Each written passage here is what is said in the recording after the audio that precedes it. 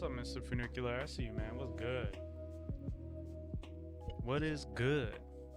We are out here getting set up. We need to do this. I hope you're... What's today? Thursday? Oh, snap. I need to get my watch.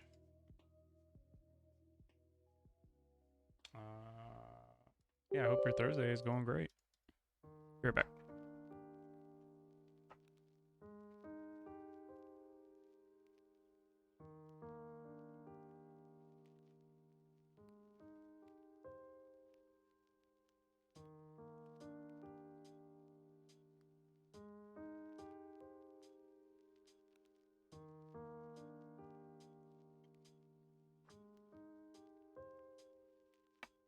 I have returned. Ooh, Capcom Publisher Weekend on Steam? Hey, Capcom games are on sale. Sweet, check that out later. Alright, let's open up Split 5. Alright. So, in the Ken Discord, someone is itching to get their replays reviewed. That's what we're gonna do today.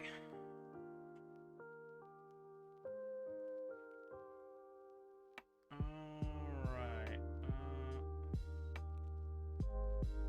Okay. I think we're all good to go. Split 5, please.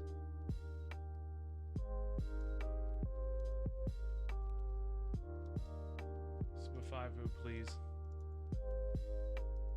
We can just rock this. This is fine.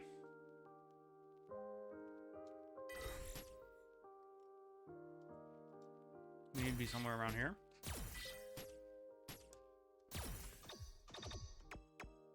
Alright, let's look up these replays. Favorite replay. A replay too? Sure. If we get done these, I need to look them up. Ooh. How do you work these controls? Rival search, replay search. Here we go. So we have the replay ID in the old Ken Discord. So let's start typing them in. I'm gonna add a couple of these. I'm just gonna look at all of them. 8852E71.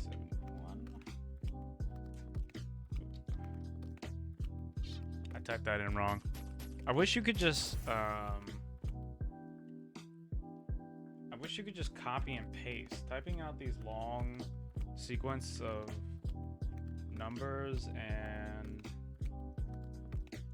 letters, it's kind of tedious. All right, here we go. Add to replay list. Let me look. Maybe I can just add all of them.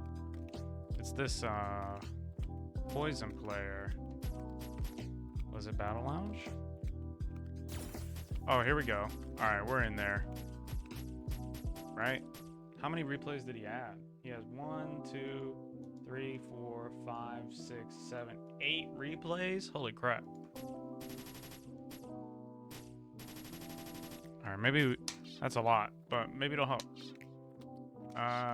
Let's keep adding them. Let's just go down the whole list. We got a whole list right here. Can you copy and paste these? Nope. So we're 4D B85 3427. Ooh, I see something going on. When you saw the skies on sales of heavy kick, Tatsumaki you true weekend and none can stop you. None can stop you. What's up, Zaku? I see you, man. Mizuki with the words of wisdom.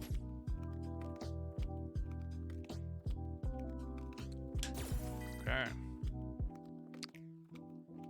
Did he? Maybe it's just versus the same player. Is there a quick way I can add all these? Yeah, it's versus the same player. You know what? Let me just go down the list. Maybe they're different. You don't know. You never know. You never know. You never know. All right. So 4D B8 550 BD.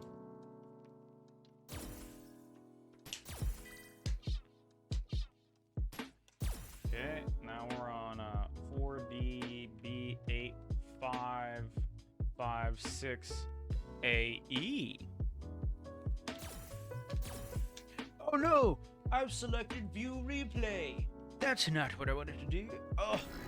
Oh, the pain. The pain. Yo, what's up, Two Serpents? I see you. What's good? We are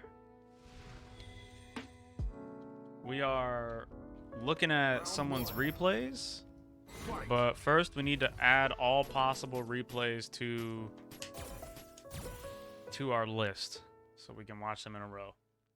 This is a request from the Ken Discord. Yeah, man, Lydia boys, I see you.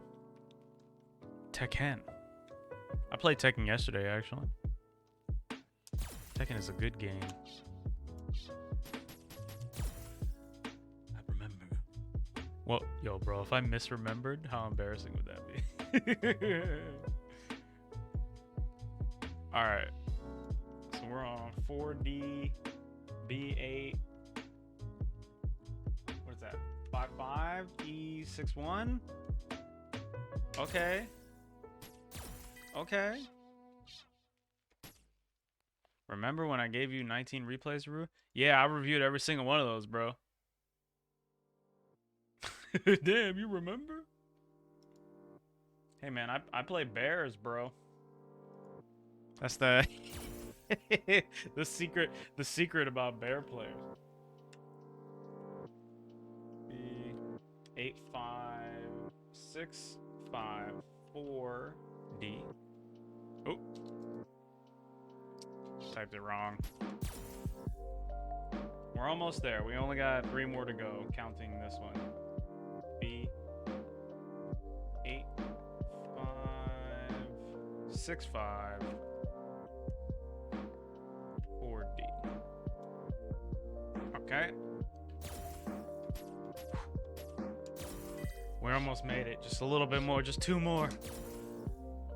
Getting winded over here. This is so many replays. 4D B8. That I got boomer eyes. What is that?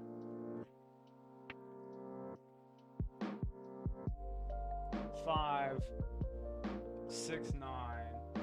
Nice. B5. Okay. Okay.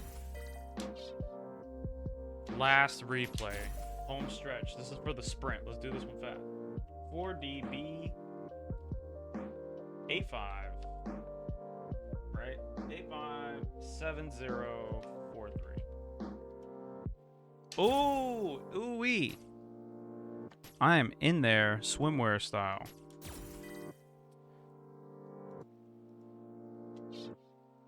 Money matches in Tekken 8. Man, RIP offline. Just I don't, honestly, I don't think it's ever coming back. Okay. We need to do replay list. Favorite replay. All right, we need to go for the one that happened first. So this happened at 2:04. So we need to go up from the bottom. We got to go up from the bottom.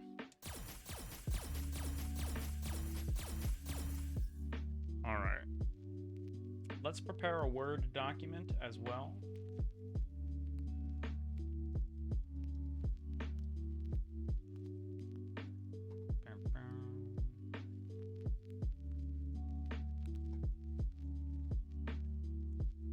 Money matches, huh? Alright, So who is this? Let's set this up. This is Deku. Deku. Oh my god, this username is powerful. This is an Xbox username if I've seen it. Deku versus. I mean, yeah, I could get into a boxing ring with a cripple too, and you know what I mean? Like, I don't know. Sure, if you want to smurf, all right. But without offline, just ain't the same, man. Everything is net play. Just don't do it. Net play, just don't do it. Versus Ill Vision. Net play, just don't do it. I miss playing offline. I miss the people. I miss the environment. You know what I mean? I miss the aesthetic.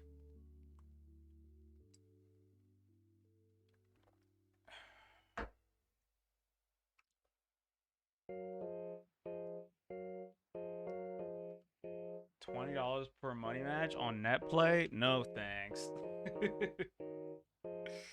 Ugh. Net play, for real? What if the internet goes out? What if somebody uses a lag switch? Ugh. Somebody, yo, true story. All right, pause.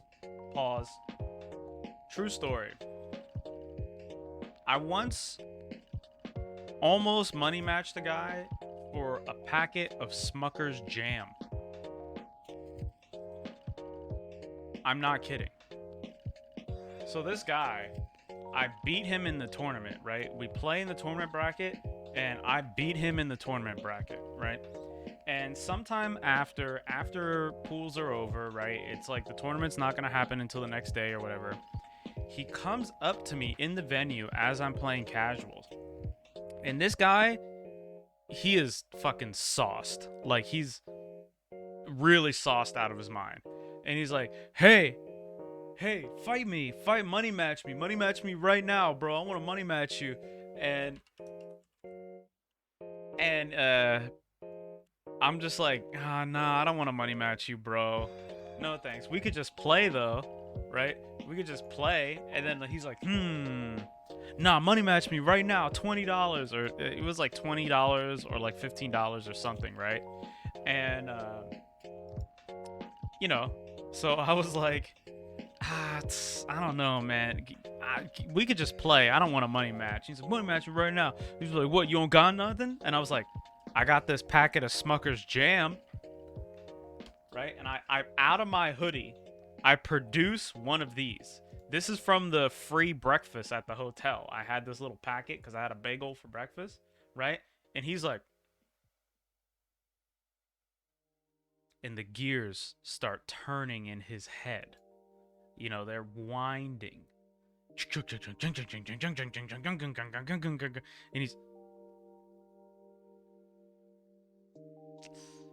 we could just play. so we just played, right? Like, true story. Oh man, if you ask that guy, I'm not gonna get that guy's name because it's kind of an embarrassing story because he was fucking blasted out of his mind.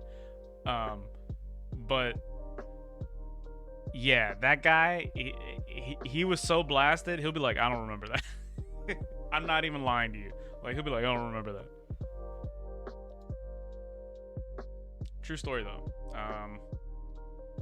It happened at NEC 18, 2018. 2018 NEC? No. 2017? It happened at NEC. It was the one where Shine broke the table. Like that legendary meme. That was the same NEC where this Smucker's money match meme happened. Okay. So let's do, how many games we got here? Whoa. Yo, what's up, happy little boozer? I see you, man. What's good? Yo, you played a goat? You played a goat yet, bro?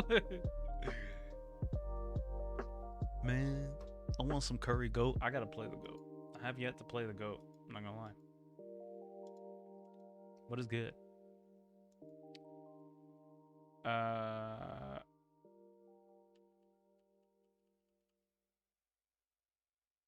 We need to write down how many replays we have. 1, 2, 3, 4, 5, 6, 7, 8, 7. 7. So would they play first 5? So, all right. Right here, we're just going to do game 1, game 2, game 3, game 4, game 5, game 6, and game 7. Now, unfortunately, Frame Trapped Hitbox Viewer has not been updated. And we're not going to be able to look at the hitboxes, but we'll make do. We'll be all right. Every day I live in perpetual fear that Frame Trap Hitbox Viewer will never be updated again. Okay. Is this going to play up from the bottom? I hope it does. So let's watch them continuously. Goat only tourney? Respect. Alright. Oh my god, it's playing them from the top. Yeah, Street Fighter 5, bruh. Playing the wrong replay, bruh. Get out of here, dude. Going back now. We'll fucking do it manually. Okay. Here we go.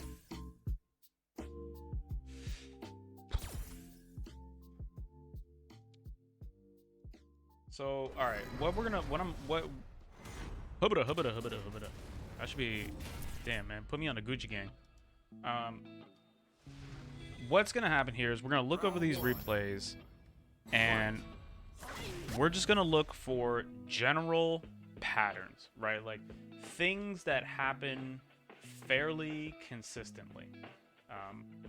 By looking for things that happen consistently, we're going to be able to best identify the most common weaknesses in this Ken's gameplay, right? So we might go over every specific situation, but there's so many replays here that's not really necessary, right? If you lose to somebody in like a really long set, it's probably because they caught on to something you were doing. And I mean, this set is 7 games, so maybe it was contested a little bit, but we'll find out. So we're just gonna go through round by round, look for general things, and note them down. I'm just gonna note them down in this Word document, and at the end, after we've picked out and spotted as many things that were notable to us, we're going to go through the Word document and kind of organize everything and put some thoughts at the end. So I guess at the end we'll be like, okay, what concepts, or like what was the major Jesus Christ, Microsoft Word, please. What was the major motivating factor for losing the set, right? Factor that caused losses, and what are some practical things to practice, right? So practical practice recommendations. So that's what we'll be doing. Let me save this to my desktop real quick. Desktop, Deku document. Cool. All right, when you watch a replay, always turn on key display, always turn on attack data. So this is Poison versus Ken. This is a disadvantageous matchup for Ken, but it's not the end of the world, right? So round start, 99-second fireball already.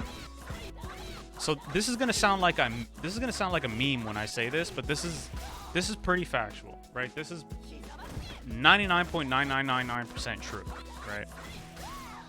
99-second fireball is the worst decision you can make in the game. The second worst decision you can make in the game is 99-second jump, right? Right here at this distance, right? At round start distance, there's no reason to throw the fireball. right?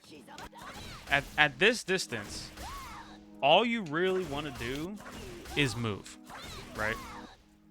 Particularly in this matchup, you might want to fade away to escape Poison's low whip. You might want to back up to escape medium command whip, the horizontal special move she has. If the opponent chooses to jump, right, at this distance, it's reactionary, so you can anti-air them. And let's say, for example, if the opponent did have a projectile, at this distance, you can also react to the projectile, right? If you're like really spicy.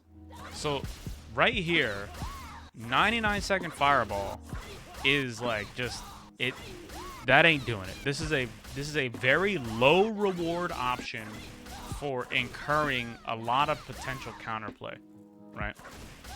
If you take at least like one step back and you become beyond 2 training mode squares, right? You become further apart than 2 training mode squares from the opponent. Now your fireball is safe, right? Like now you can throw the fireball, and there's very few characters that can jump into you and still punish you, right? They would need something special like Cammy's super or Chun-Li's super or EX anti-fireball evasion. And at distance, you're still probably recovered soon enough to medium uppercut them or EX, depending on the matchups, right? So, like I was saying, here we can see Poison is just... For Poison, this is like a low-risk option, right? But for Ken, this option incurs like way more risk. Okay, so... Alright, he goes to take his turn back here. This move is difficult to anti-air, right? But you do get to take your turn. The pushback on this is not really all that favorable, right? You see how she kind of gets pushed pretty far away, especially depending on the distance she is from you, right? So it's kind of hard to set up a mix-up into just straight throw here. Really, ideally, what you would want to do is something with plus frames on it, so that you can take your turn and then establish some sort of pressure, right? And pressure when I say pressure, what I mean is put yourself in a situation where you have multiple threatening options that mitigate as much risk for you as possible, right? So, for example, if you do back medium punch, right? If he performs back medium punch in this situation, he's -2, right? We're gonna see she does flip, boom. Ken, I know these controls. I've done this before. Ken is gonna do back medium punch. She's -2, right? She's -2. Ken takes his turn, right? Okay, it's my turn. Let me go. Boom, back medium punch. Right now, the only mix-up that Ken has is to continue the block string into a frame trap target combo fierce, right? But that is extremely unsafe. That's very, very punishable, right? Ken could stop and try to advance on -2 to set up a throw, or he could choose to press jab or something.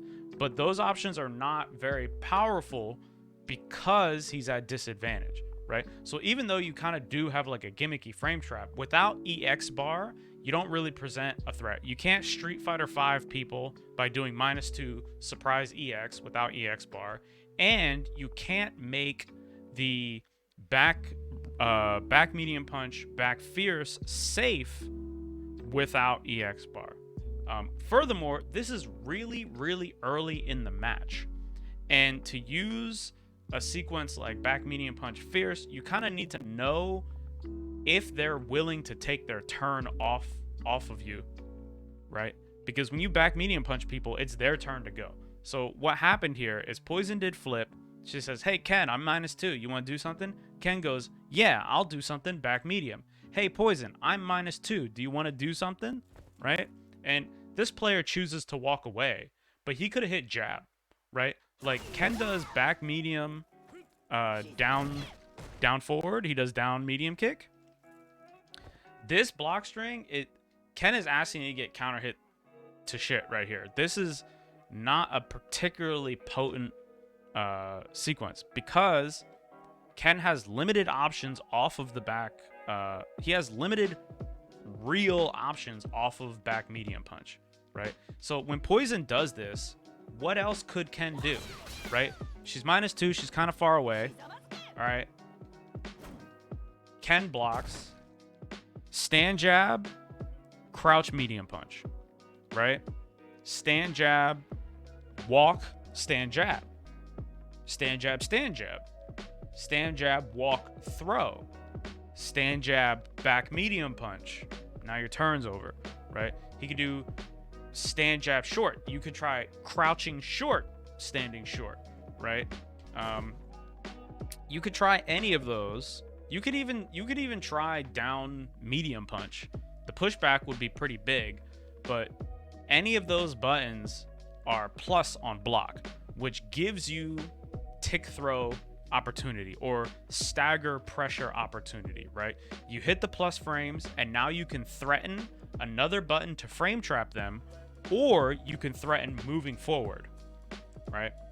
And to do this is actually like very important and a critical component of the game. Like this is like a fundamental aspect to putting to pressuring the opponent is staggering and threatening movement, because the movement in a stagger is actually vulnerable, right? Like if you do jab, walk forward, they can hit you while you walk forward, but that is like a very controllable and powerful bait, because you can condition them. You'd be like, hey, look, I do a jab and then I walk forward and throw you.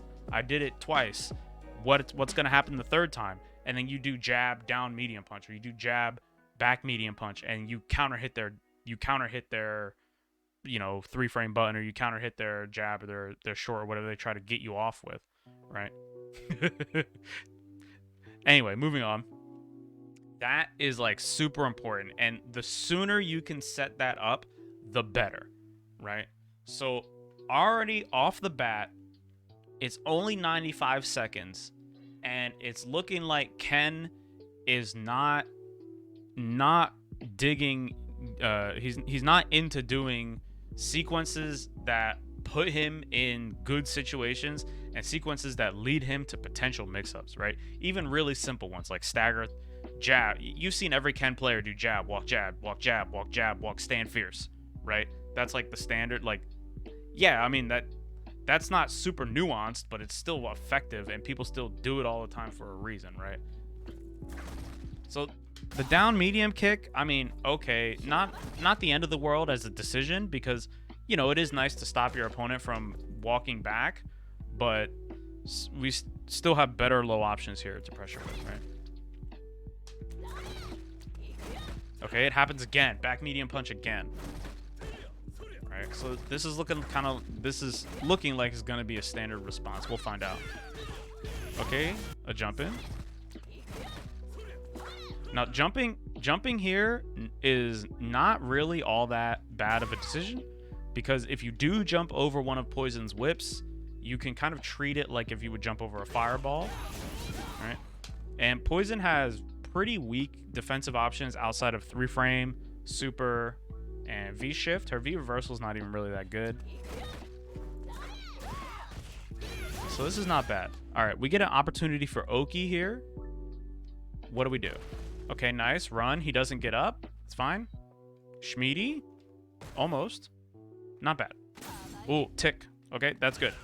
Even though this gets defended, this is really good because it gives you information, and this is a strong fundamental sequence, right? Okay, so we saw that he teched. Cool.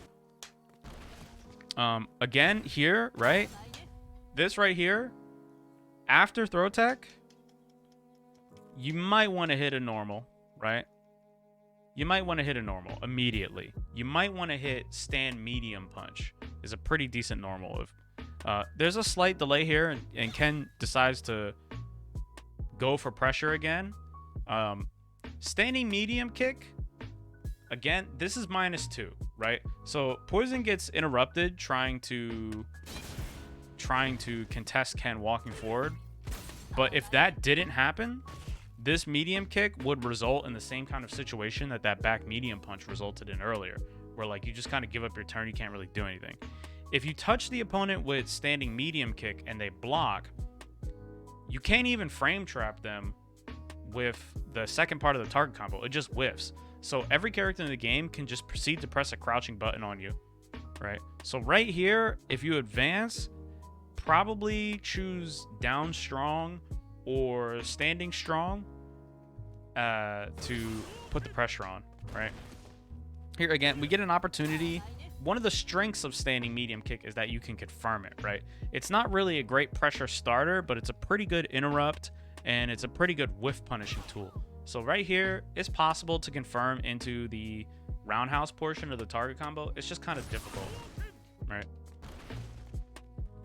Now, another thing I will say that kind of is drawing, and I know I'm really harping on the pattern of like offensive sequences, but stand medium kick into crouching medium kick is kind of another sign that this is just reactionary. Like, okay, I'm gonna try something and see what happens, instead of, okay, I'm gonna take this position and put my opponent in this disadvantageous thing, and depending on what he chooses, I'll go to one of these other options, right? So this is like not planned ahead or like thought out. This is just, hey, I'm just gonna press some buttons and do some pressure, right? And as a result of that, the pressure here is actually extremely weak, right? So this, it starts off good. Like, we're holding him in the corner. It starts off well, right? Okay, this is fine. This is fine. Could have hit a stand strong here. Still chilling. This right here, this is a questionable decision. It hits. We missed the confirm. Confirming is hard, but when you hit that button, really the only thing you need to be looking for is to confirm the second part. Or maybe if you're trying to do something like super duper matchup specific, which wouldn't be in this matchup, you might want to confirm it into V-Trigger 1, but that's not really relevant right here. Okay, we go for the low again. Boom, EX, we're plus. What's the follow-up? Okay, again. Okay, nice confirm. Corner combo. Good combo, we're close to stun. Okay, this right here, this gives up the mix. So for a few characters, it's pretty difficult to anti-air over the direct top of your head. Poison is not one of those characters, right? So when you neutral jump on somebody's wake up, you actually pretty much give up all of your pressure, right? So you neutral jump, they could walk forward, they could just walk out, or they can just reactively anti-air you. If you have really good control of your character, this is not super duper difficult to do. Poison chooses to block here, but he could have just hit down medium, V skill, hey, I'm out of there, boom, activation station, hold my red bar of courage, right? Another thing here is now with the new mechanic of V shift, you don't necessarily want to V shift jump ins, but like this would be a jump in that she could V shift. That's not really relevant in the corner though. Okay, V reversal. So boom. All right, this is not exactly the strongest offensive decision, right? Poison chooses to V reversal this. This is not exactly the strongest defensive decision. Ken can reactively throw this. If someone V reversals your jump in, just hit throw. Every single time, just mash throw as fast as you can. You cannot V reversal jump-ins. Jump-ins are like double digits plus on block. There's not enough time.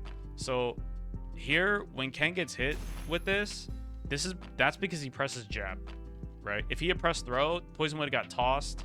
She wouldn't have got dizzy, but she would have been back in the same situation. To deal with this right here, okay, boom, this whiffs. Shit. All right, he didn't get up. That's hard to tell. We saw that when we knocked him down before. When we knocked him down before, he didn't get up either. Like, we did DP and we ran at him, he didn't get up. We see this again. Okay, maybe this might be significant.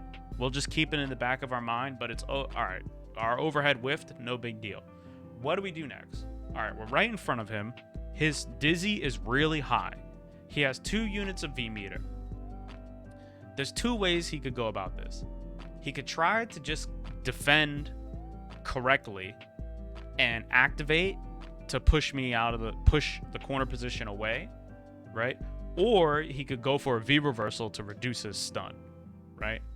So right here, probably the strongest option, again, is to do something like a jab into maybe a shimmy or maybe a frame trap, right? Because if you do, say you do jab down strong, you still have the corner position, his stun is still really high, and now you're in position to maybe clip him with a back medium kick or advance again behind another jab or another down strong. And all the while, off of jab or down strong, you can threaten throw.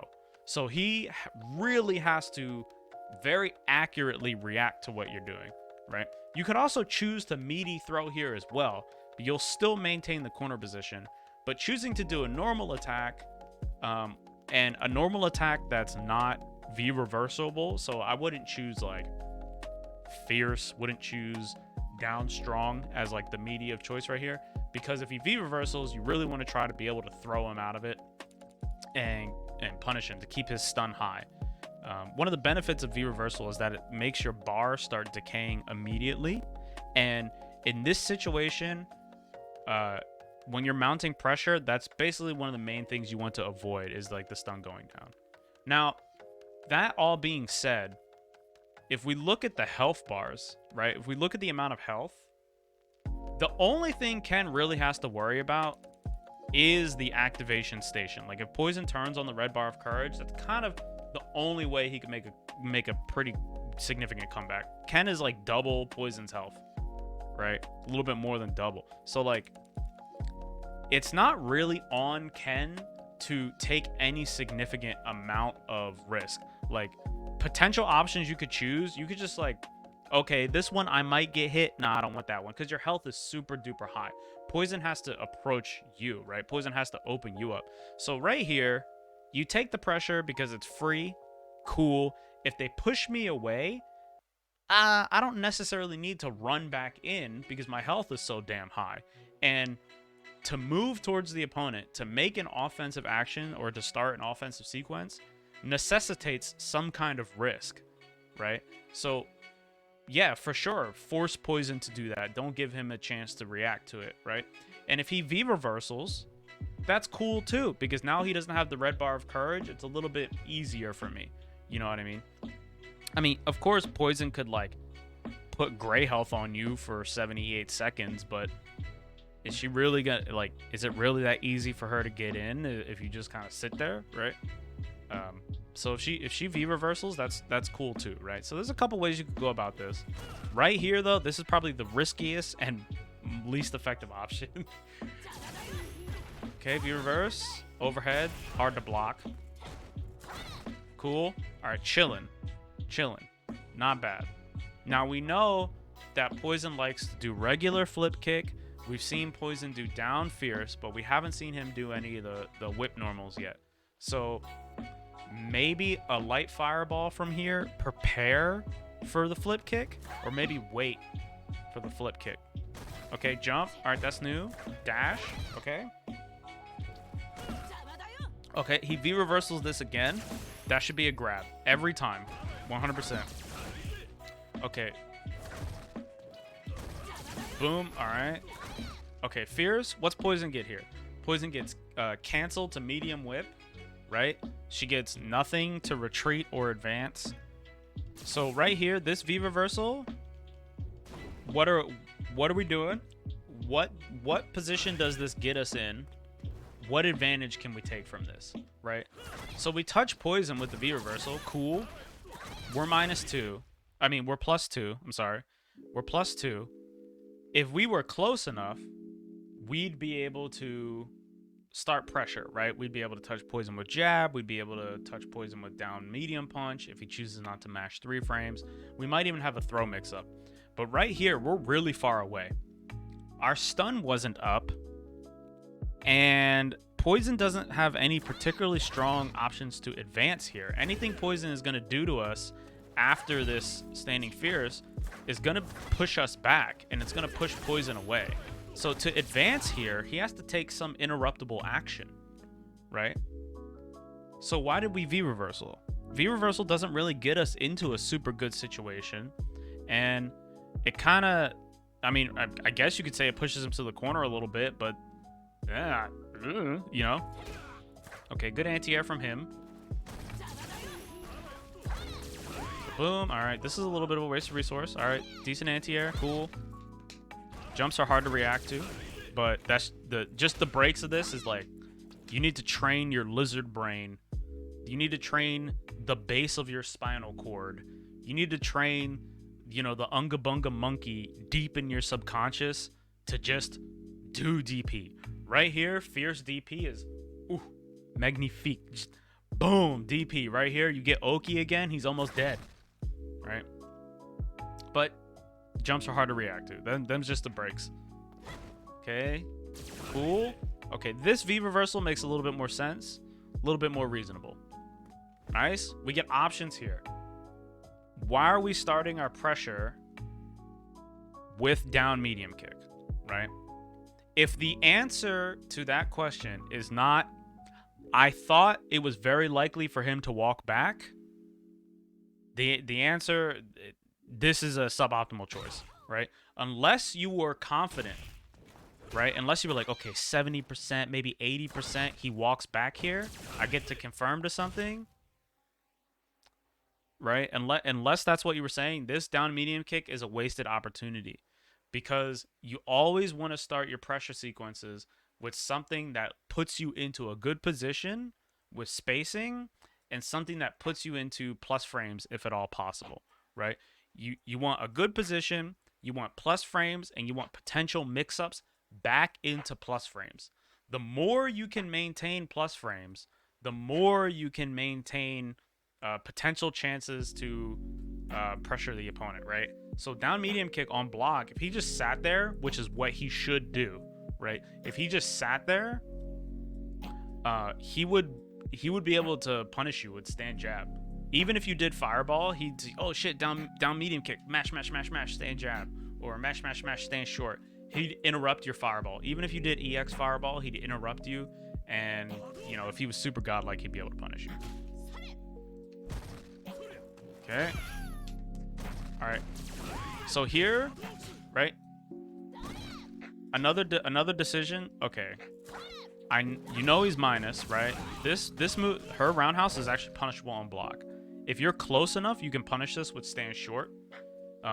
So all right, cool. I want to take my turn back. Why are we taking our turn with back medium punch, right?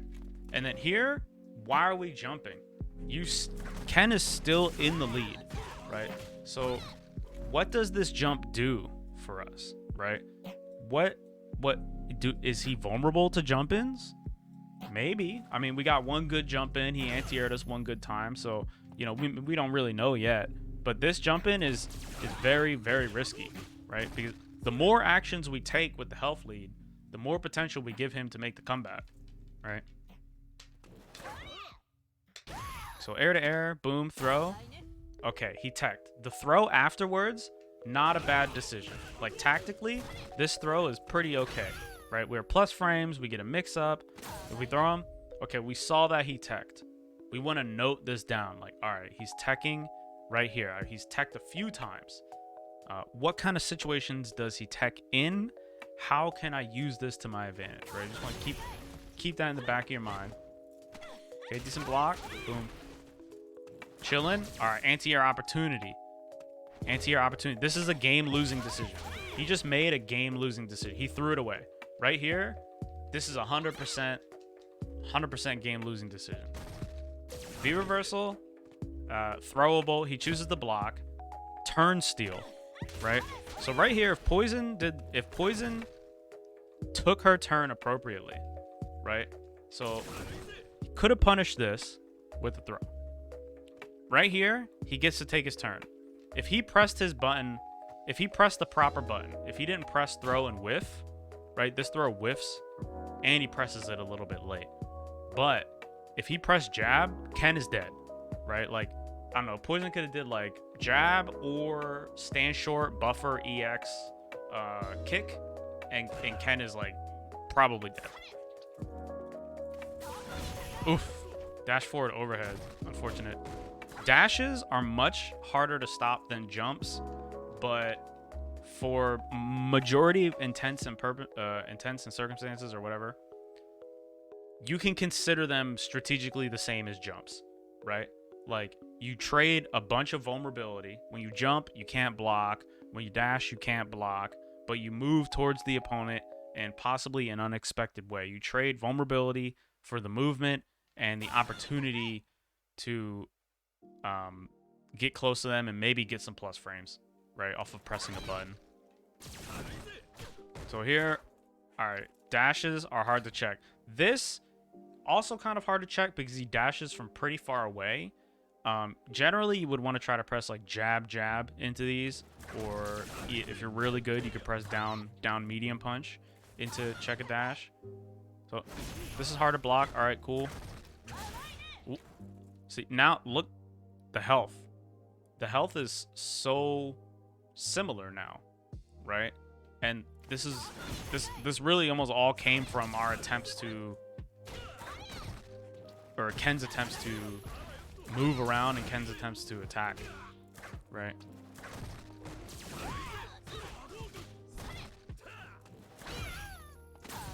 Okay, attack, right? Boom, comes over here. All right, fine, take the throw, that's cool. Get up. If he dashes at you, you get to check him here, right? He does nothing, good block. Okay, missing anti-air opportunity, questionable view reversal. We're chilling, right? Oof. All right, so just in the first round, right? There's some things we could probably catch on to. It's really difficult to catch on to everything as you're like trying to pilot your character, but the whole point of the game is to like put the opponent in situations and try to figure out what their response would be, so then you can take advantage of the response, right? And of course, you want to put yourself in situations where you have more possible strong options than they do, right? So we know Poison is EX flipping. We saw him do regular flip, and we see that he's teching throws, right? Those are the things that would stand out the most. Oof. This EX fireball, I mean, he's been flipping, right? I think that's the first command whip we saw, and that will trade with fireball, and Ken loses that trade. Every time Ken loses that trade, he takes more damage than Poison would take. So right there, the fireball, kind of not something you really want to do too much in the matchup. If you're really far away, you can kind of throw a fireball, and if Poison doesn't handle the spacing well, you can get away with it, but it's really hard to do that, right? Because if you retreat, like say you walk backwards, a strong Poison player should walk forwards to guarantee that you never get a position where you can throw light fireball, right? Because they should always be punishing you by trading through with the whip or doing a down whip slightly preemptively and then blocking your fireball, right? Okay, he walked back. Jumperooski again, Jumperooski again. Okay, anti-air, rough. He's jumping a lot. We're jumping a lot. There's a lot of jumping. Okay, V reversal. What for? All right. We're so far away. What situation does the V reversal get you in here? And why choose that situation, right? I know that sounds like a really basic question, but that is like that's behind everything. Anytime you take an action, you're trading something for it, right?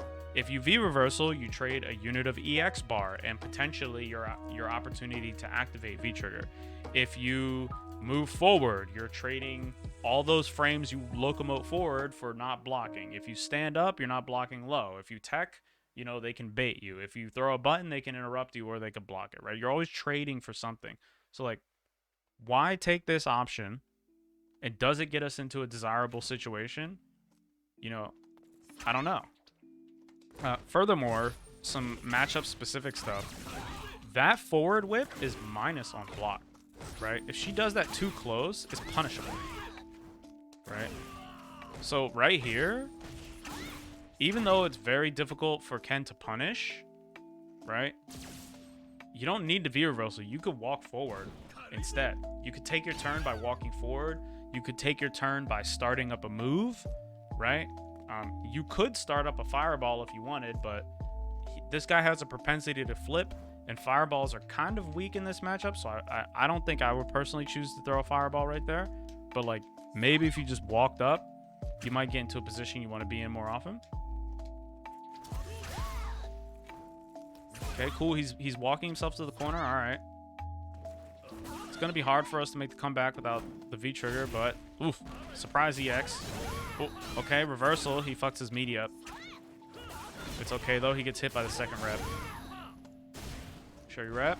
Okay, Okizumi. Ah. Right here. Right here. Again. All right. Cool. We want to go for overhead. Sweet. Right here. There's got to be a follow-up. Unfortunately, you hit him standing, right? Unfortunately, you hit him standing, so you can't combo.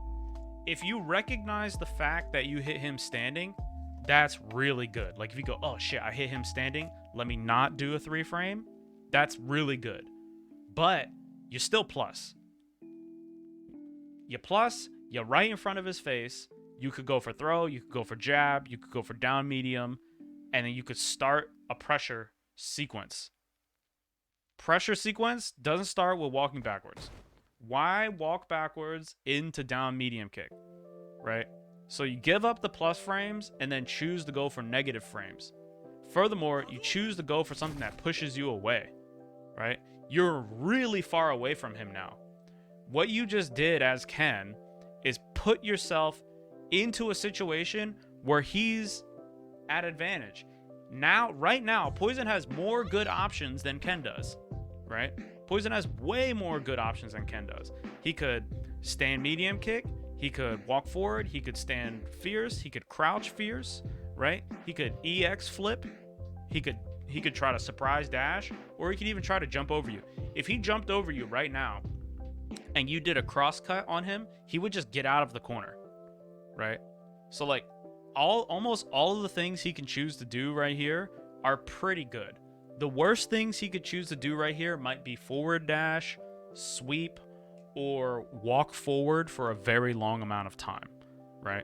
But by pushing yourself away, by choosing that sequence that you chose to mount on offense, you put yourself at not only negative frames, but also at a poor spacing, right? See, he has that. He could try that. Like, that's something low fierce. Like, yeah, sure, you walk back. You're standing. You're walking back. You're getting further away. Oh, shit. I got a low. I love doing low fierce. Boom, low fierce all day, right?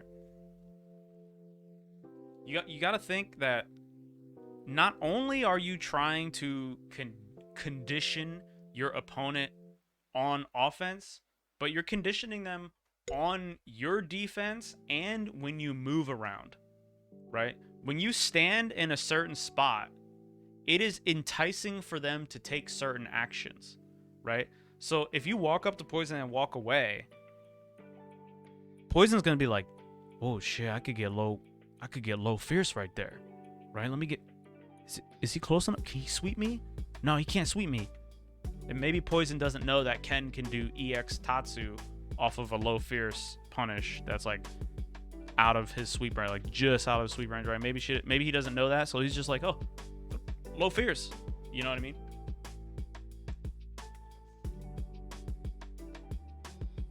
So, let's open up the Word document. Game 1. A lot of... So, what did we notice? We noticed offensive sequences. So, this is from Ken, right? Ken's offensive sequences often started with an attack or an action, right? An attack or an action that immediately gave up Ken's turn. I'm gonna put this in air quotes. because even though it's kind of a useful thought exercise to think of Street Fighter as a turn-based game, it's still really not, right? Ken's turn. Pushed Ken back into push Ken back into spacings, into not good spacings. What do I say here? Weak spacings. And did not afford Ken the possibility of other strong follow-ups. Now, the follow-up you choose after you start an offensive sequence, like say you touch him with jab, right? And like the example I used, you could do jab, jab, you could do jab, walk, jab. You can vary the time of your walking. You could do jab, walk, throw. You could do jab, down, strong, jab, back, strong, jab, walk, back, right? There's a lot of options you have right there. It doesn't really it doesn't really matter too much which ones you choose. It just matters how you use them in concert with each other, right? So like,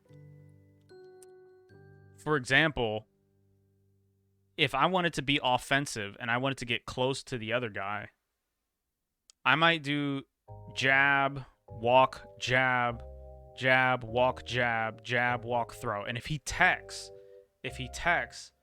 I go, okay, I can either change the timing when I hit my second jab, or I could try to move back away from the throw, or maybe I can do my throw not on the third time, but the first or second time, right?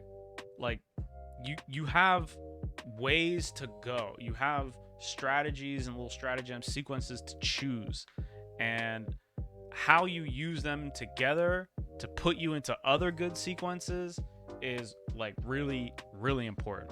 So even if it fails, even if like you do jab, walk, throw, and he techs it, you still get valuable information, and you can still continue to use jab, move, right, as like an option. Those are kind of things you want to think about, and like why would you do them? Second thing is wasted V reversals, right? So wasted V meter on unnecessary and punishable. I spelled necessary wrong. Oh no.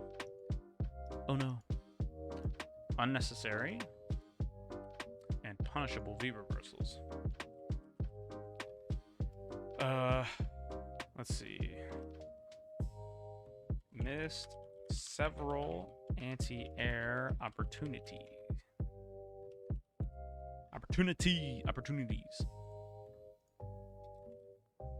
Those are the major things I noticed in game one.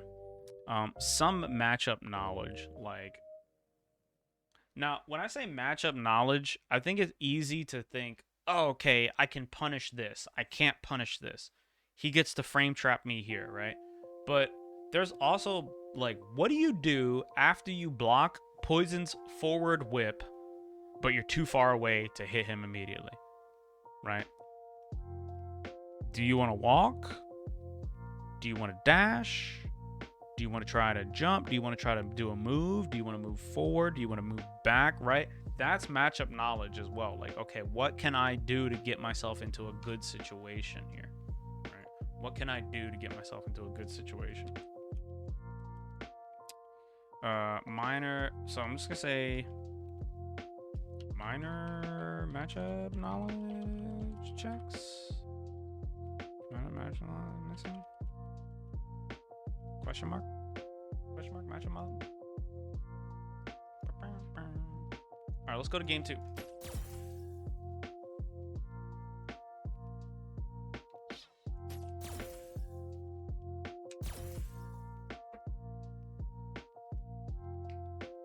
I think Ken chose a good loadout for this. I think the V-Trigger 1, V-Skill 1 is a decent loadout. Excuse me. Round 1. All right, round one. So now we should know, right? Did I just choose the same replay?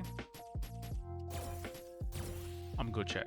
But now in the second game, we should have an idea of like, okay, he's doing a lot of, no, this is the second one, yeah. He's doing a lot of flips, right?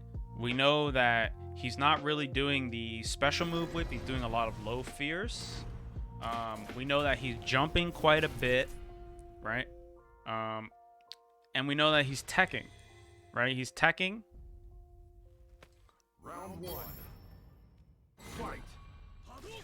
Okay, so right there, that's dangerous. Oh, good anti-air. Right here, this, again, 99-second fireball. This is asking for it. This is playing with fire, right? He could have let that go, and Ken would have lost that trade. And that's very significant because Poison is an excellent zoner, especially in the Shoto matchup. Good anti-air. Right here, boom. Nice. Good Oki. Excellent. Okay, he doesn't get up. That's similar to before. This is something we want to pay attention to. What does he do? He didn't get up. We can take advantage of this, right? You can get the most powerful meaty setups when they don't get up, right? This also makes our offense really easy on knockdown because we don't have to guess what wake up he's going to do. We just know. We don't have to try to react to what wake up he's going to do. We just know. He's not getting up, right? So boom, right here you get the fattest meaty you could ever want, right? You get the best mix-up. You get the best mix-up possible because he didn't get up. So take advantage of that. All right, down strong. This was not a meaty attack, but still attacking him on his wake-up, good idea. Okay, boom. What's the sequence here? Down medium. All right. Do we think he was going to walk back? Oh, surprise dash off of -4, right? Cool, he didn't walk back. Surprise dash. We got away with it. Throw. Cool. Medium kick again. Stand medium. Right? Stand medium. He just crouches under it. Could have got whiff punished for this, right? This right here. Boom. He could have whiff punished you. He could have did like low medium kick. Cartwheel. He could have did stand medium kick. Right? He could have did he could have tried stand medium punch. He could even just press low fierce if he wanted to, right? This is like, oh. Uh-oh. He could have pushed himself out of the corner. Boom. This is punishable. Stand short. Cancel DP. Again, we took our turn back with back medium punch. This just we took our turn back to give it away. Right? Ooh, missed the punish. Okay, low roundhouse. Surprise dash. All right. Boom. Okay, chillin'.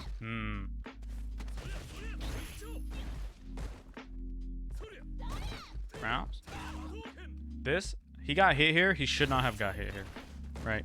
The reason that he got hit right here, the reason he got hit is because he hit his butt. He hit a button that was either too slow or he hit his button late. Crouching medium kick. Okay, this right here, punishable. Punishable. If you doink them on the dome, right? You assail the chromiest of domiest, and you see this flash. Just mash throw as hard as you can, just as fast as you can. You will toss them out of this. Okay, flip. He gives his turn up. We do it again. This is not a frame trap. This block string is not a frame trap, right? If you do crouching medium kick too close, is punishable. Even if you cancel it into EX fireball, they'll just interrupt you, right? So really, you want to be careful using crouching medium kick close at all.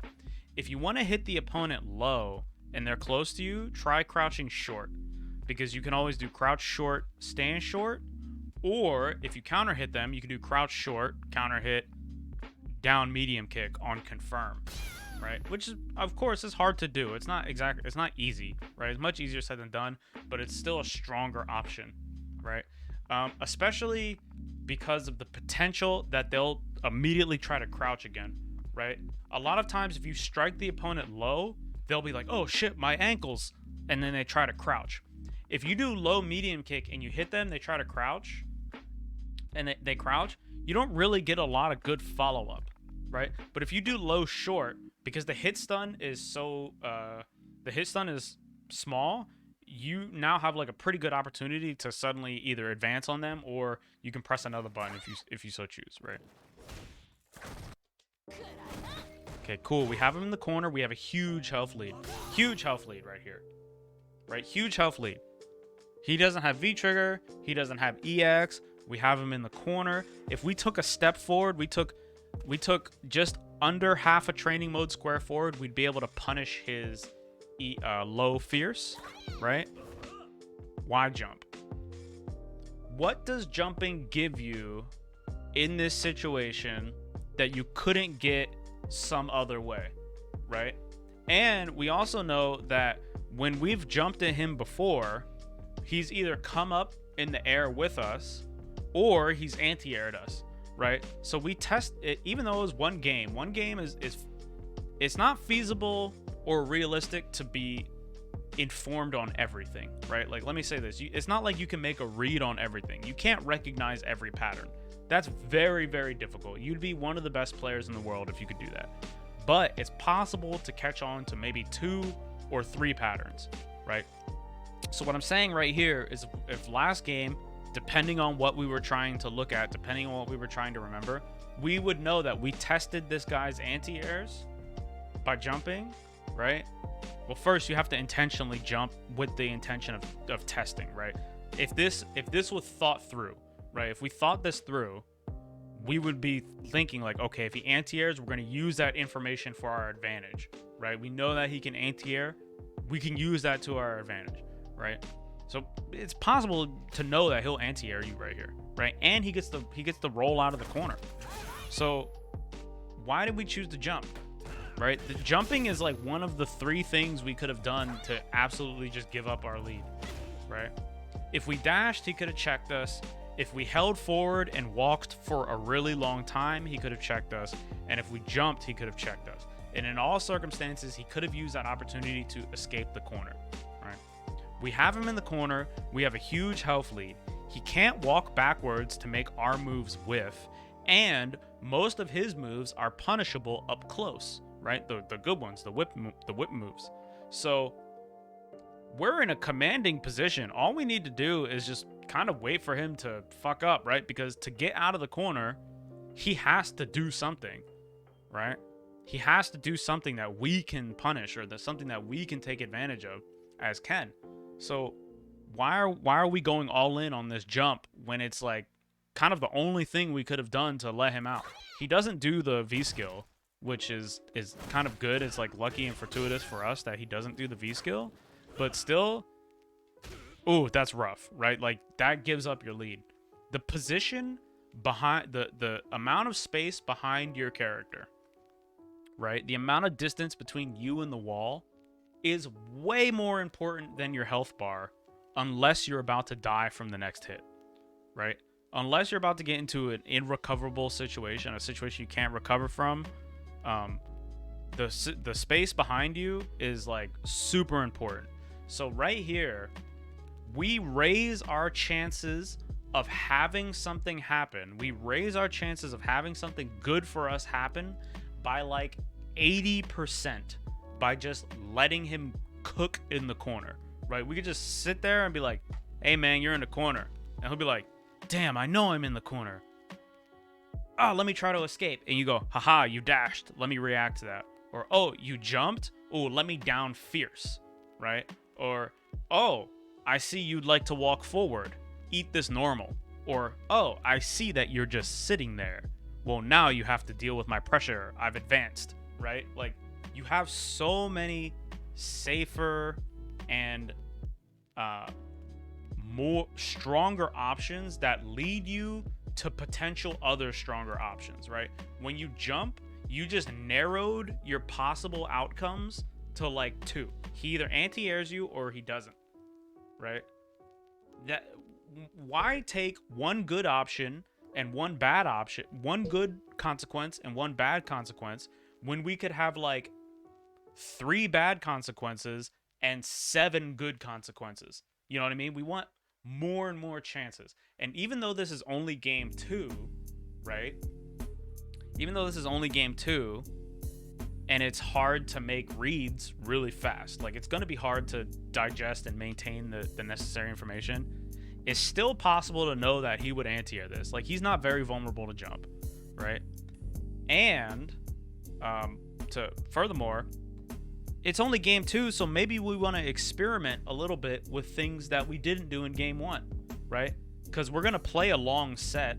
So if you lose 1 or 2 games in a long set, it's not necessarily the biggest deal, right? Because you can make them up, or you could even be ahead, right? The games you have behind you or ahead of you are a resource, right? So if you're more games up, you can be more risky. If your game's down, you have to be less risky, right? Or you might want to consider being less risky. You don't really have to do anything in Street Fighter. You can do whatever you want, right? So right here, maybe we could have tested a different type of offense to see what we would want to get going on him. Or, you know, we could have been like, okay, well, what's likely to get me into the best situation? And that definitely wouldn't be jump. Right? Okay, boom. Opportunity right here. This looks like a DP attempt. Good attempt. It's hard to anti-air. They just got to get done, right? Cool. Excellent back throw. Back throw right here. This is good. If you can toss the opponent into the corner, absolutely 100% that is what you want to do every time. Ken has one of the best back throws in the game, if not the best back throw in the game, because it moves so far. You could toss him into the corner from the middle of the screen with Ken's back throw, right? So this good decision. Now you get to meaty him, right? Yo, what's up, Hawks? Yes, you get to meaty him here, but it's manually timed. So continuing your pressure here is a good idea, but you don't really get like a frame kill sequence or a setup. You just get to continue meaty him. Low short, not bad. Stand short, remember, stand short is minus. It gives up your turn. If this was the type of guy to just mash shit, he would have got out of the corner right here, right? So right here, low short, low strong. Low short, stand jab, low short, low jab, right? Okay, right there, giving up your turn again and pushing yourself back, right? I'm gonna be careful of fading back against poison. If you fade back anymore, if you move back even a pixel, he can just start doing shit and you can't really stop him. So right here, maybe you want to try to creep forward, right? Good. I would creep forward behind standing medium punch or crouching medium punch. Both of them are confirmable in the same way that crouching medium kick is, but again, they're plus, and they give you opportunities to continue your pressure even if they don't hit, right? When you use crouching medium kick, the only time you get to continue to follow up after it is if it hits and like you confirm it, right? Roundhouse is not a bad choice here. You just want to be careful not to be too close. Okay. Oh, good. This is good. Okay. Not an unreasonable jump, right? Not an unreasonable jump. You can, in fact, jump. You can, in fact, jump over the down fears, right? But remember here, he's in the corner. We have like double the health. Jumping is one of the ways that we can give him a comeback. Like one of the only ways we can put ourselves into a terrible situation is to jump, right? So yeah, in this matchup, you want to jump over the down fierces if possible, but you don't want to have to rely on it. And right here, even though the outcome is like, okay, yeah, that's kind of what you want to do versus poison, to take this risk here is actually it's kind of unreasonable. Like I said, this wasn't an unreasonable jump, but it kind of is. Like you don't need to jump right here. Right here, you could have blocked, right? You could have just sat still. Okay, sit still, right? He does this, right? If he does this right here, you just EX Hurricane Kick. On reaction, on block. You punish him with EX Hurricane Kick. Maintaining at least one EX bar is of critical importance in this matchup because you can threaten a punish on the low whip from slightly further away. You can't punish the low whip from extremely far, but it's really important that you have EX bar here. Okay.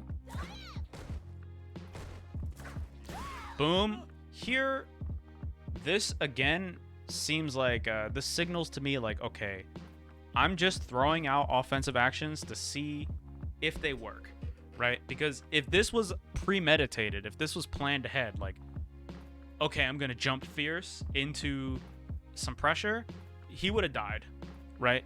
The throw here says, oh shit, I didn't think he would get hit.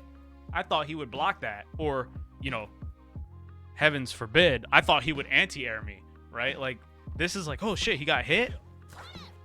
So again, I would say think about some sequences that leave you in good situations and what type of offense you like to do, right? Like what kind of direction do you want to go in? Try to find offensive sequences that push you into that direction, leave you with those options, right? Maybe you thought he'd V reversal even, right? That might have been a possibility. But again, when you jump at someone and they block it and you see them V reversal, you mash on reaction. You don't need to. It is reactable. You can absolutely throw someone for V reversaling your jump in on reaction. You don't really need to do it ahead of time.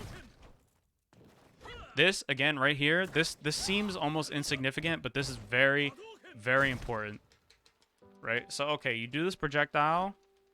He can't punish you because he's not really close enough. He could have took his turn. He attempted to. Right here, you retreat. You retreat against Poison, who has a really good low. Right? He could low right here. He's lowed you before with down fierce to put on your offense. Not only do you get further away, which gives him more time to react to your jump, you get further away, which gives him more indication that you're about to do something again. You're not just sitting still. He's like, oh, he's walking back. Is he gonna fireball? Is he gonna jump at me? You know, he's moving away. There's some visual indicator that cues him in to like, hey, something is about to happen, right? But also, you walk back, which makes you vulnerable to the low. And the last game that we just lost, the last round before this, the previous round before this in game 1, we lost because we walked back against low fierce, right? So you're ahead, but in the same situation, you got punished for it, right? So you're not gonna die if you get hit by low fierce right here, but you still want to have that idea in your head, like, okay, he responded to this situation in this way, and it didn't turn out good for me. I want to avoid those and put myself into situations where he responds in a way that I can handle, right? Or in a way that ends up good for me. All right. The Schmantier, okay. Boom, he has good AA. Oh, he hits you with a little shim sham. All right. Not the best combo from him. Chilling.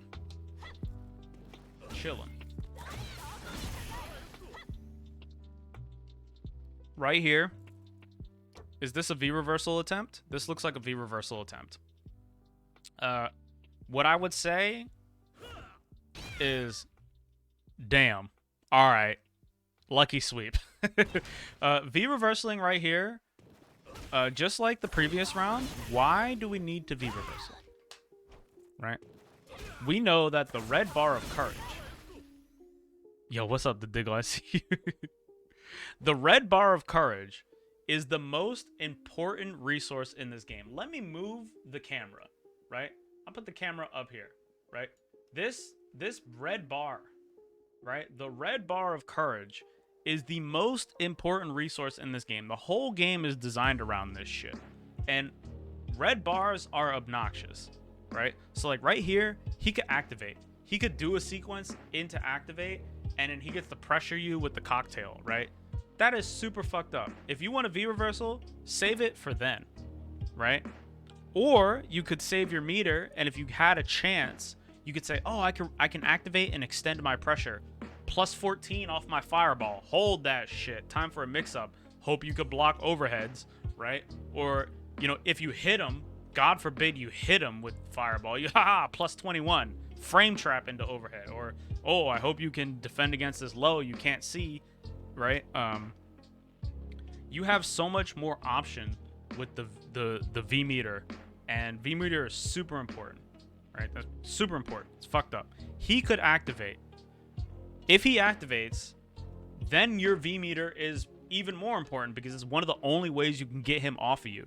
When someone turns on the red bar of courage, you have to hold that shit. It's like super fucked up, right? So like you need to scratch and claw and scramble and get hyper alert and hyper aware for your one opportunity to V shift away, your one opportunity to V reversal them, right?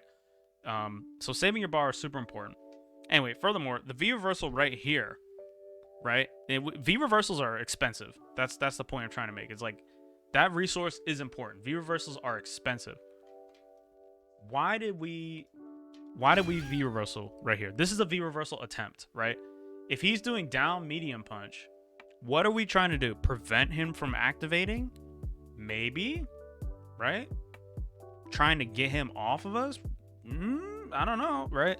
Ideally, you want to let them activate and then either take the throw after the activation plus frames or V reversal the next sequence, which kind of negates the V trigger depending on the matchup. The last thing you want to do, just to continue this, the last thing you want to do is run out of V meter before they activate. Okay, this is decent. This block string right here, nice, right? Crouch short, +2. He can't do shit. Crouch short, +2. He can't do shit. Now you're spaced. Right? You go for this. Nice. This is good. If you fireball right here, he can't punish you. Nice. Look how far away he got pushed. Even though you're minus, he can't do shit. He could take his turn with low fierce, but he can't punish you. All right, this is hard to block. Not bad. V reversal again. What for? But this time, you took your turn in an intelligent way. This is good. This is a good, strong sequence. Right? So boom, V reverse. Kind of close. It's a little far. It's a little far, but all right, cool. Walk forward, throw. Very strong sequence. But remember, you want to use this in concert with taking advantage of your plus frames, right? That's kind of like the theme we've been seeing so far is you put yourself in a +2 situation, and now you want to have two options that kind of go together, right? So you boom, you're +2, I could press a button, and then I could walk up and throw him. Or I could walk up and press a button. Or I could touch him and then press another button, right? Like they go together, right? I can tick into throw, I can just throw, or I can tick into tick, right? You want to use those things in concert. And we also know that he's been kind of antsy to get away from throw. It's a little difficult to make the read on him walking back here, but it's a pretty good chance that if he didn't walk back, he would attempt to tech, right? So right here, the stratagem that probably would have dunkery dude all over him was like walk forward jab or walk forward low short, right? If you walk forward jab, it happens that he walked back. If you walk forward low short, your pressure is slightly worse, but you prevent him from walking back, right?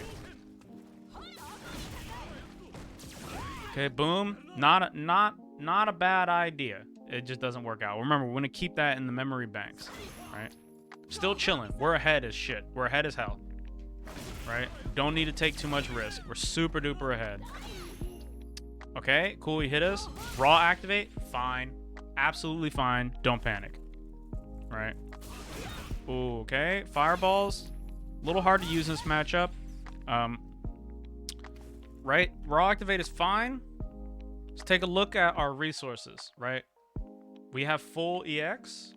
He has no V reversal. His health is in chip range. Man, if you ever wanted to unleash the Dark Unga, now is the time. Just fucking run up to him, heavy uppercut on block, cancel super, he's dead.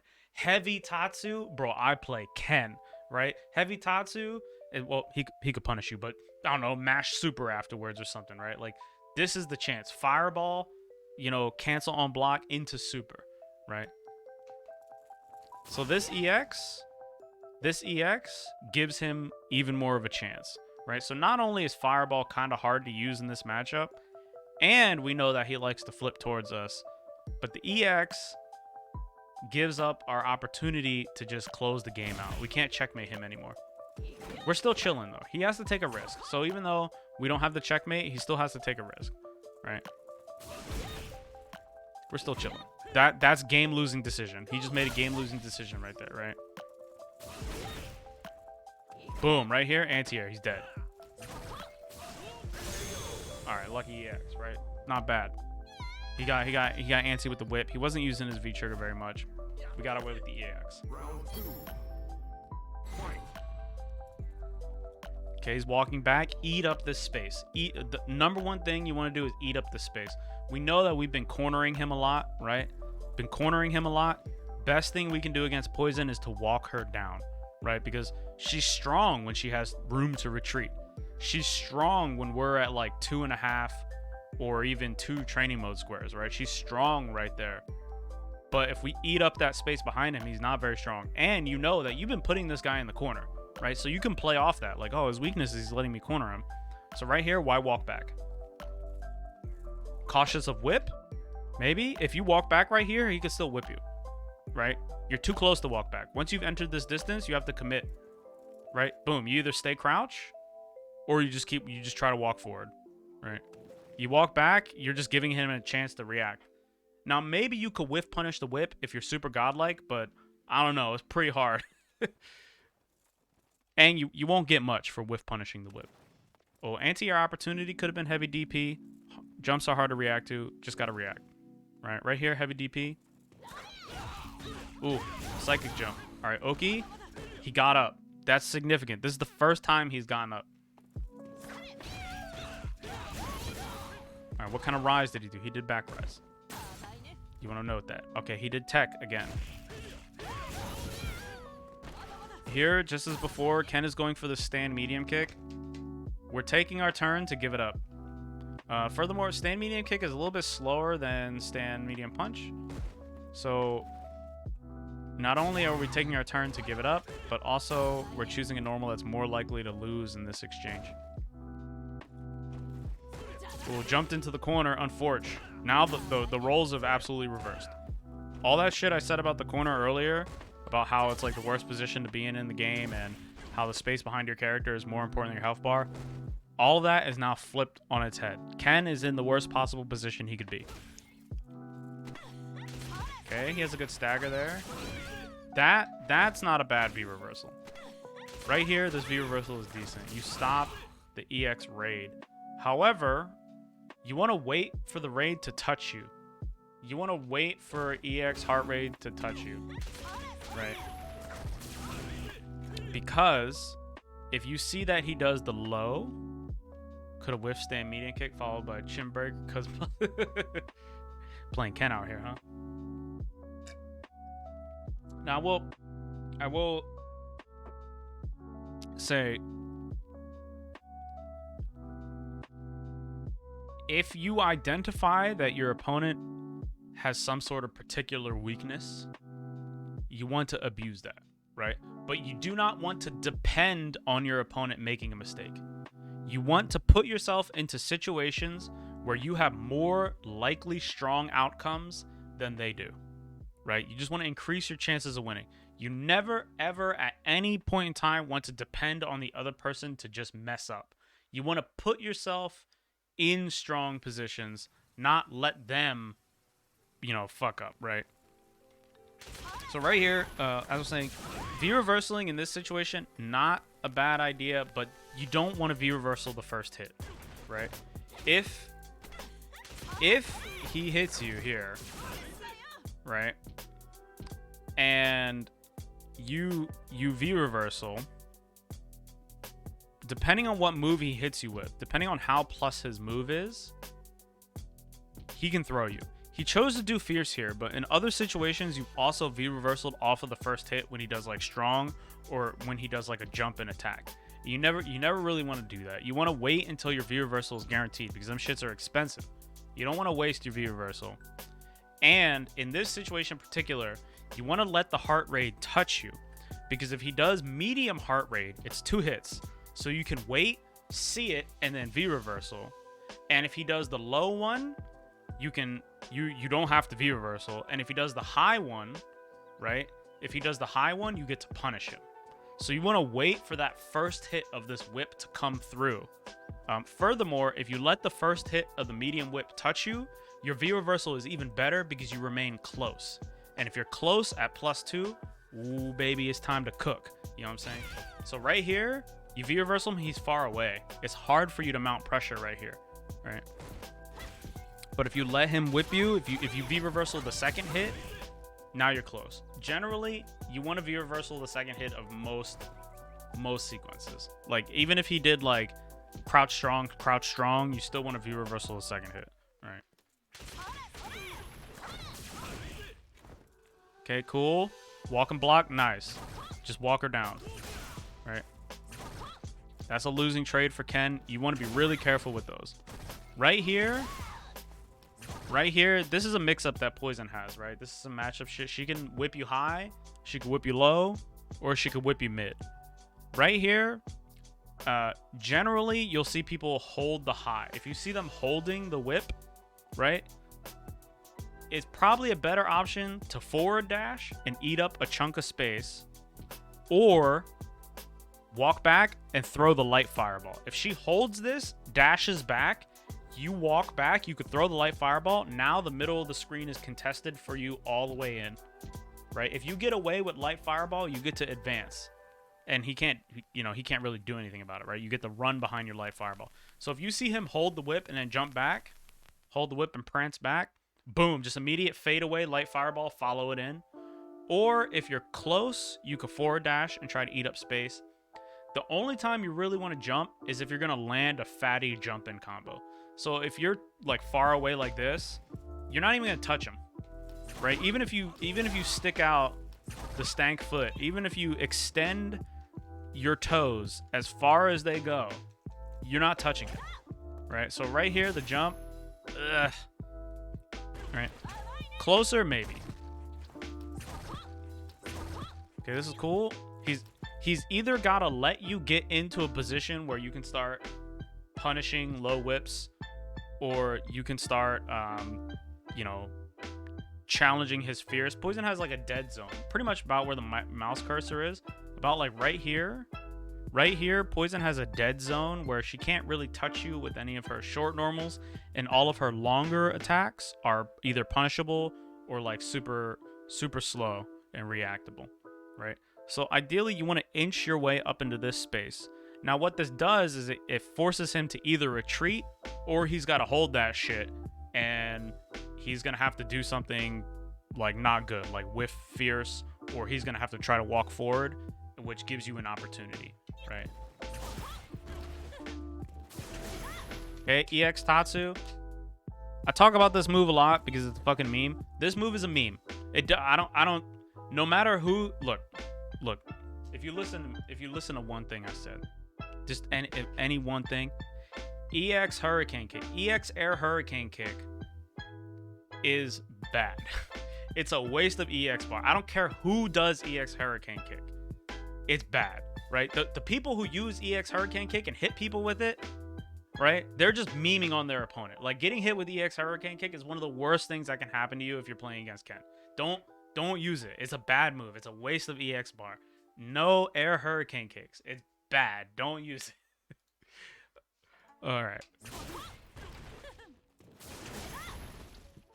Okay. He flips himself out of the corner. This is really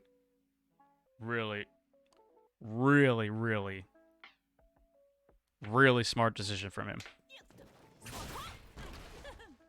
Yeah, the reason that Jones Arcade, the reason that Muscle Noob, the reason that Kempi doesn't use EX Air Hurricane, the reason that like Diego V, the reason that they hit people with EX Air Hurricane Kick is because they are literally like 3 or 4 times stronger than their opponent is. Like their opponents are putting themselves in like shitty positions and not anti-airing the easiest anti-air move from Ken.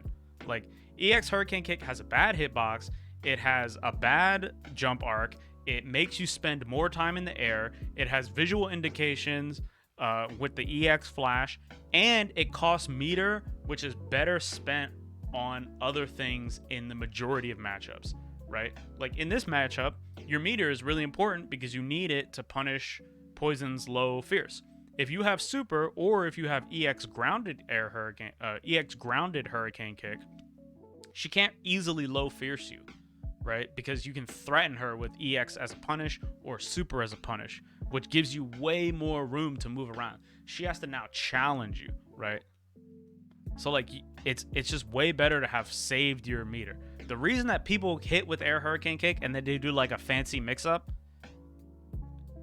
that's because their opponent sucks compared to them. Like that's just it. Like even I can use EX air hurricane kick on someone who doesn't know what they're doing, right? Like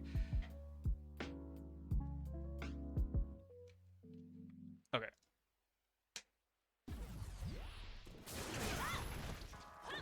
Boom. This is a smart decision. You never want to be in the corner. You want to be careful with these fireballs. One more fireball, you're dead. You always lose this. Okay.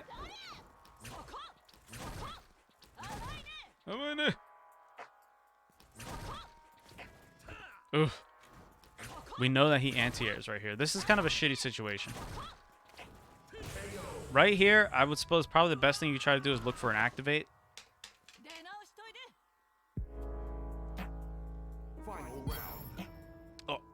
So this is more of an obscure concept, right?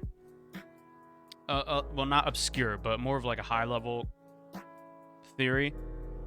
When you're fighting against someone who's trying to zone you out, or someone who has strength over a position that you don't, the last thing you want to try to do is like struggle really hard to get in. Like against Poison, Guile, Fang, Falk, Dalsim, the harder you try to scramble in towards them, the more likely it is you're going to get caught in like the Chinese finger trap, right? The harder you struggle, the worse it will. Yo, thanks for hanging out, Mr. Funicular. I see you, man. The harder you struggle, the worse it will get, right? The harder you struggle, the worse it will get, the tighter the trap will get. And the reason that is because if they touch you with one of those normals, the best, most appealing thing for them to do is to do it again, right? Like if you get hit with Sagat Tiger Shot, if you get hit with a Tiger Shot, or you get hit with a Sonic Boom, right? What's like the best option for Sagat or Guile to do? Projectile again, right? If Dalsim hits you with standing medium punch, what's the best option for him to do? Fucking stand medium punch again, right? So the harder you struggle, the more likely you are to get beat up, right? Sometimes you can be like, haha, surprise, I came in again, right? But that's way more rare, because like it's super enticing for them to go for the option again. Hey, what's up, Miss Patricia? I see you. Oof, these are hard to block, but we gotta block those. This low whip, this is minus. You get to take your turn here. You're far away, right? But you could walk. You could use this opportunity to move. You don't always have to take your turn with pressing a button, right? You can take your turn with moving. You can move into that dead zone, right? Where she can't stand fierce you, stand medium kick. She can't sweep, right? But she can't use special move whip, or she can't use low fierce without being punished. Oh, trying to whiff punish the whips. Okay, not a bad idea, but very, very hard to do. You want to be careful with that. Oop, jumps. He's anti-airing us. I would say try to trade out some of your jumps for dashes. Okay. Oh, big sweep. Again, here. Why? You got to ask yourself, and you got to be able to answer this question. Why did I do down medium kick? Right? Why did I choose down medium kick over everything else? Right? And it's unfortunate that this meaty whiffs. Right? This whiffs, but why down medium kick? Right? Yeah, what's up, Carlton? I see you. Okay, smart back throw from him. Sweep. That's minus. So again, a little bit of matchup information. This is -4, right? If you're close enough, you get to press stand short. Chill in. Okay, not bad. Oh, oh, opportunity. Nice wombo. Okay, cool. Overhead again. Alright. Alright. Oh, anti-air chance. The air-to-air. Air-to-air. I mean, okay. Right here. Either if you had planned to jump ahead of time, like, hey, I want to jump at him, and then you see, oh shit, he's jumping with me. Alright, cool. Press a button, right? But if you saw him jump, and your choice was to air him, ideally what you want to do is medium uppercut, right? So let's say you see him jump, which is probably not happening, but let's just say, if you see him jump, you medium uppercut, V-trigger cancel, light uppercut, EX uppercut, or depending on your distance, you could have light uppercut, heavy uppercut. Okay, dash, surprise, dash, throw tech. He's been teching tons of throws. We could definitely shimmy the hell out of this guy. Okay, jump in. Why jump forward here? Right. He's ahead of us. He's ahead of us. He's ahead of us. We have him in the corner. We know that he's been... We just ran him all the way across the screen. Right. He's been fading away as hell and is really tricky to get on top of this guy. So why jump into the corner? He's also been anti-airing us pretty consistently. Right. So why... What does jumping in the corner do for us? Okay, activation station. EX. Right here, there's a optimal combo opportunity. Right here, you could just heavy hurricane kick. If you EX fireball, you can EX hurricane kick. But again, you really want to save your meter, because now that you've activated, if you activated, did heavy hurricane kick, and then hit him with a melee attack, he'd be dead because you'd super cancel your combo, right? So EX Fireball, a little bit of a suboptimal combo. It doesn't even really give us a follow-up. We could have EX Hurricane kicked if we really wanted. If we heavy Hurricane kick, though, he just gets put in the corner. And then we get opportunity. Again, this right here, boom, this is punishable. Even if you did Fireball, he could just mash a button, right? Now, he doesn't know that it's not your turn, so you get away with this. But this does not start a particularly strong pressure sequence. Right here, also punishable on block. We're a little bit too close. At the very least, he could take his turn. He chooses the V reversal. It's not the end of the world.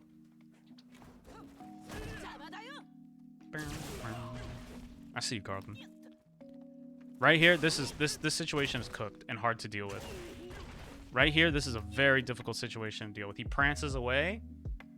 Damn, if we dash, we get clipped. If we throw a fireball, we get clipped. If we jump, we get clipped. Right? So what do? Now the little backup to fireball, alright. Alright, you get too far away, he can't whip you now. Right? So this, you could follow this. Ideally, you want to try to throw the slowest fireball you got and then follow behind it. Shmee X's again. Alright, we spent all 3 meters. So some things to keep in mind is we know that he likes to do the flip kick. And we know that he's been dashing at us from far away. Right? So if we're not getting hit by the whip, we're probably going to have to watch out for dash in the X flip. Oh, there's the X flip. Right? Like, now, again, I'm not saying that it's possible to keep track of literally every tendency this guy has, but we can definitely keep track of like 1 or 2. Right? We can definitely 100% keep track of 1, 2, maybe even 3 of his tendencies right there. So I think it's a very, very realistic chance that you could have been like, oh shit, he's going to EX flip. You know what I mean? Especially if you're too far away to get clipped by low fierce, you can see that EX flip. You don't, I really don't like V-trigger 1 cancels. The decision-making routes in this game are so incredibly infinite and also limited. You ever feel a kind of bizarre dichotomy? Well, like, the thing is Street Fighter is a real-time game. It's not really turn-based, but depending on what kind of frame advantage you have, and depending on what position you're in, your decision-making is limited. Also, depending on what you want to do, your decision-making is limited, right? Like, if I wanted to be aggressive, you know, walking back is kind of, or backdashing away on Oki is kind of like out of the question, right? it doesn't really support me wanting to be aggressive. So like, there are just stronger options and weaker options based on whatever's happening. I don't think you can ever not do anything. Like, you could always try to do something. It just might end up bad for you, right? That's why you see people do shit like, I don't know, walk up, surprise EX Hurricane kick, and it wins them the game. You know, like, it's not really, like, you can always choose to do whatever you want, you know? You just, if you want to increase your chances of winning, you just want to choose to, like, do things that put you in the best possible situations or give you the most possible strong routes to take, right? I talk about this all the time, but what Carlton's talking about like flattening options in neutral, that comes from having a strong game plan, like a consistent, or these are the wrong words to use, just having a game plan in general, right? If you have an idea of the situation you want to be in, right? The exact type of situation you want to be in, you can choose a few options that put you in that situation and just use them together, right? Like, you can just have a few sequences that put you in the situation you want to be in, and you can just use them together, and that will totally inform all of the neutral game you need.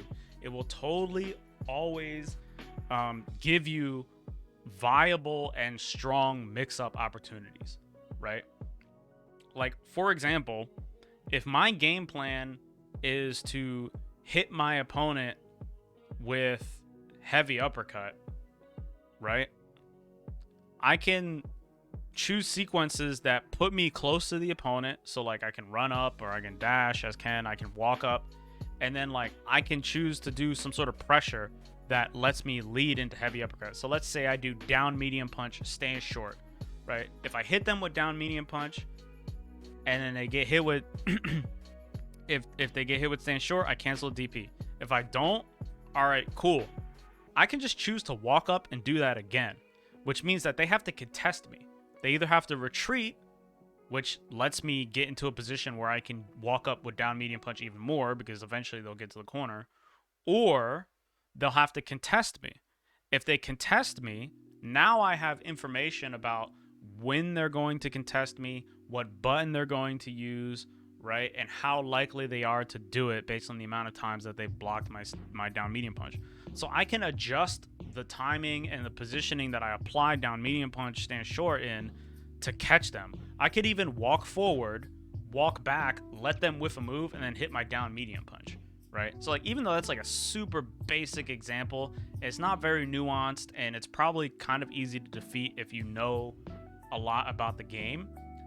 Just having a game plan, just having a situation you want to be in, lets you forget about the infinite things you can do, right? Like, if I want to hit the guy with heavy uppercut, and I'm going to use a sequence that starts with down medium punch, I don't need to worry about walking back. I don't need to worry about the spacing that makes my fireball safe to throw. I don't need to worry about, you know, trying to set up tick throw pressure. I don't need to worry about trying to use my stand roundhouse, or, you know, use my stand medium kick, or anything like that, right?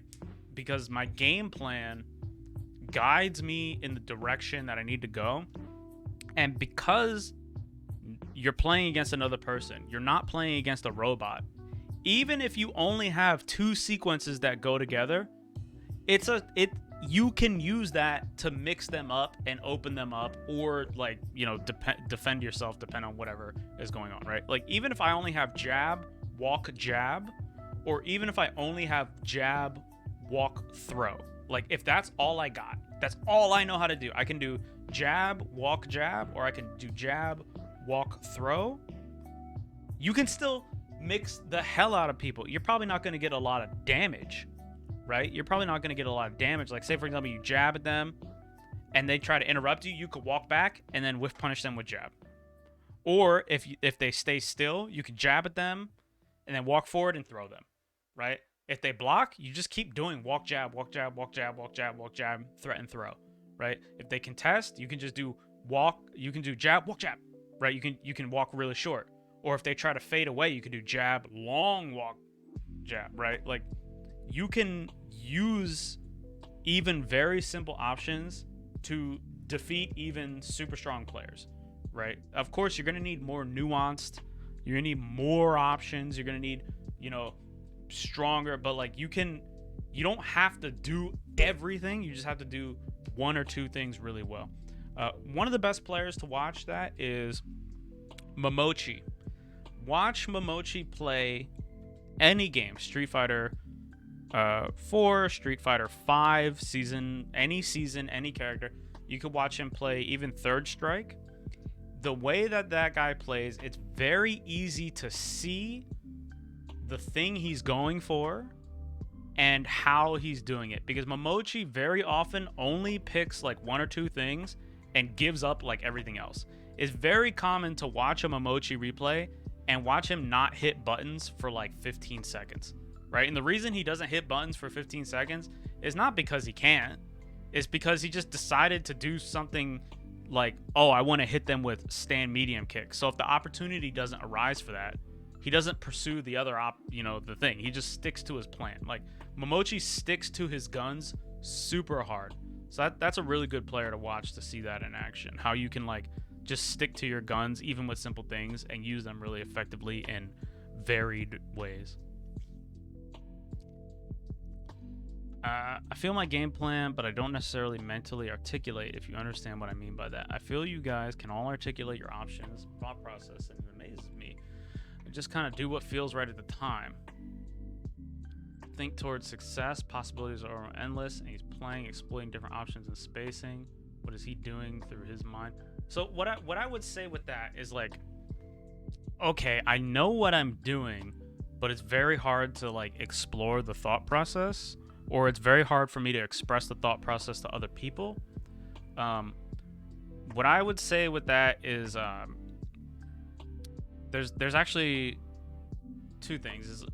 There's the concept of like working memory, right? And you have like a limited amount of working memory as a person, right? Like human beings, we just have limited amounts of working memory. That's why we can only remember so many numbers at once, right? Like if I read off like 10 numbers and asked you to remember them, it kind of be impossible to remember like 11, right? You can buff your working memory by just like training it in the same way you can kind of train any mental skill, or like train your muscles or whatever, right? But that's what makes that difficult to do, because when you're playing, you're processing the game, and that's taking up your working memory, and you're either committing more to process the game than other people, or you're just not choosing to commit any to remembering the game, right? And one of the ways that you can learn to like have better memory or increase your ability to memorize patterns, like pattern recognition, is something I call the dictation exercise, right? I just call it the dictation exercise. I don't know what you would actually call it, but that's what I just call it. And what it is when you play, right? When you play, just say whatever it is you see, or say whatever it is you're doing. It doesn't even have to be sentences, right? If you want to increase your ability to like try to remember things, make reads on the opponent, or even just be able to explain your thought process, like just remember what you were thinking when the match was happening, because you are thinking. It's not like you're not, right? Elsewise you wouldn't be able to play the game. Just say stuff. So like you could be playing, you'd be like, EX bar, health, jump, Chun-Li, walk forward, block, right? I want fierce, right? Just say whatever comes to your mind. Like just say it, and just keep talking, and eventually you'll find that it becomes easier for you to mentally catalog whatever it is you're digesting from the game, and you'll be able to get that working memory experience. You'll be able to get into the groove of explaining yourself and understanding what's happening, because you'll be more attentive to like what's coming in, right? So like just play the game and just literally just say what's going on. Like, okay, hard punch, grab, Chun-Li, V-trigger, V-trigger, V-trigger, right? Just say whatever comes to your mind, whatever you're thinking, you know what I mean? And at first, it doesn't have to make sense. Like, you don't try to make it make sense. That'll just make it harder for you to play, right? Just say it. Just try to remember saying it and keep saying it and keep saying it. Eventually, you'll get to the point where you're like, I see that he has the red bar of courage, and I saw before that he also prefers to do EX zonk. So at this position, I'm gonna neutral jump now. And then you neutral jump and he fucking EX zonks you, and you punish him, you know, for whiffing EX zonk or something like that, right? Like, you just build up to it. If you ask strong players, there's like a 60% chance that they're gonna tell you what Carlton tells you. They're gonna be like, I don't remember what happened, bro. I just did what felt right, right? Like, being able to explain what happened and being good at the happening are two different things. I think some people kind of conflate that, and I think it's not necessarily true. Like, just because you can explain what was going on doesn't mean you were really powerful at what was going on, and just because you can't explain what was going on doesn't mean that you weren't powerful at what was going on, right? How many games did we watch? We watched 1, 2. We watched 2. All right, so game 2. We're wasting meters again.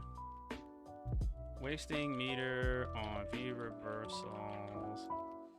Wait, meter on EX fireballs and EX air tatsus. Missing some optimal combos. And then missed anti-air possibilities. Okay. All right, let's continue. Let us proceed hence.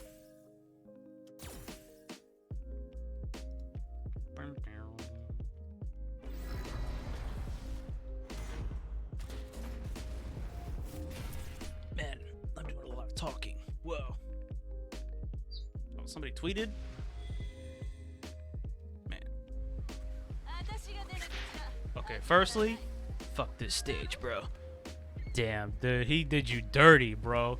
He picked the beach stage. He did you dirty, dog.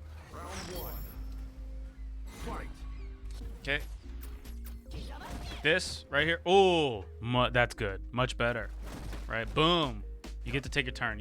The short pushes away, but starting with the jab is so much better than just starting with target combo. Because right here, after the jab, like we've been talking about the whole time, you have options. You have strong options. You have good options. His options, shitty options. Not that good option, right? Like, you put him in a situation where he has less good possible choices than you do. So the short, all right, he didn't press anything. Cool, whatever. Push him away, right? Fireball. You want to be careful with those in this matchup. You can throw them. You want to throw the slow one. You want to be careful that she's not whipping the hell out of you. So right here, again, jab short. Maybe we want to go for something else because he's just walking back, right? So maybe we can go for jab, walk, jab. We can do jab, walk, throw, right? You know, you already know. These are possible to anti-air, but just standing up to block them is not bad, right? Like, you're just getting experience, right? Like, here you're in a position you could even just try to throw him right away if you wanted. Right here, probably you could go for a shim sham. You could shimmy shanga the heck out of this guy because we know that he's been teching like crazy, right? So if this is the same set, which I'm assuming it is, you could probably do like jab, a little bit of a shimmy, and there's like an 80% chance that he throw techs. The shim shanga, yeah, the shimmy shanga, the shim sham, you know, shimmy shimadome, owner of the Shimsdale Shimadome. Yeah, come on. Ooh, okay. He loves doing this. This is not a super duper good situation for him. Now you can anti-air these. It's kind of tricky, but you get a good situation on block either way, right? So as long as you don't get hit, let him. You know, he's just giving you opportunities to get damage. Why did we get hit right there? Why did we get hit right there? Okay, we touched him. Okay, he touched us. He touched us again. And we went for a button. Was he plus? What did he do? It's hard to see. The water was in the way. He did low short. Let's learn about the frame data on Poison's low short. Okay, he does low short. He hits us. He's plus. Boom. Our low short, -2. We get to take our turn. The reason that this fails is because of the spacing. Right? So he's -2. And we choose a move that whiffs, and then he just inadvertently whiff punishes us. Unfortunate. Okay, he's He's flipping a heck ton. Okay, we'll whiff punish Ruski. Oh, okay, all right here. Now this is right there. You want to use medium hurricane kick. You get medium kick into medium hurricane kick. It's more damage, better Oki, better positioning. Pushes them further, moves you closer, right? You don't want a light hurricane kick. Light hurricane kick is just like for specific combos. Light hurricane kick as like a special move in itself, not all that great. We're trying to confirm it in beefy specials. So right here, when you hit this, right? If this is confirmed, boom, you either want to EX hurricane kick or medium hurricane kick. Again, right here. So this is a counter hit combo. Sweet. If this is confirmed, want to try to hurricane kick again. Right? Fireball, I mean, that's a thing you can do, but hurricane kick is always better. If you can help it, you always want to try to confirm stuff into hurricane kicks with Ken. Or, you know, DP. You could always try to do DP. You want to be wary of the spacing though, because if you whiff punish someone, especially from like the tippity tip, and you hit an extended hurt box, you might go sailing into the sky with your uppercut. Okay, Kier. The fact that you anti-aired is good, right? This is good. Your adaptamentation, right? Medium, not a bad choice. You have invincibility there.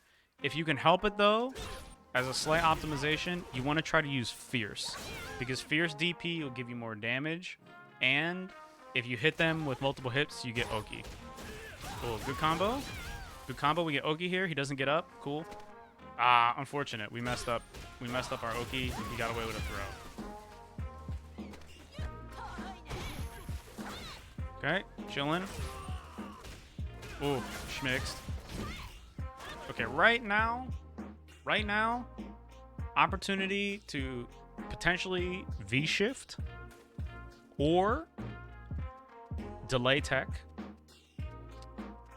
Could also do a delay tech option select V reversal, or just block and look for a V reversal, right? This V reversal right here, kind of risky. You always want to try to V reversal the second hit, especially when they have the red bar of courage, right? Because we can see that this guy, he's got this.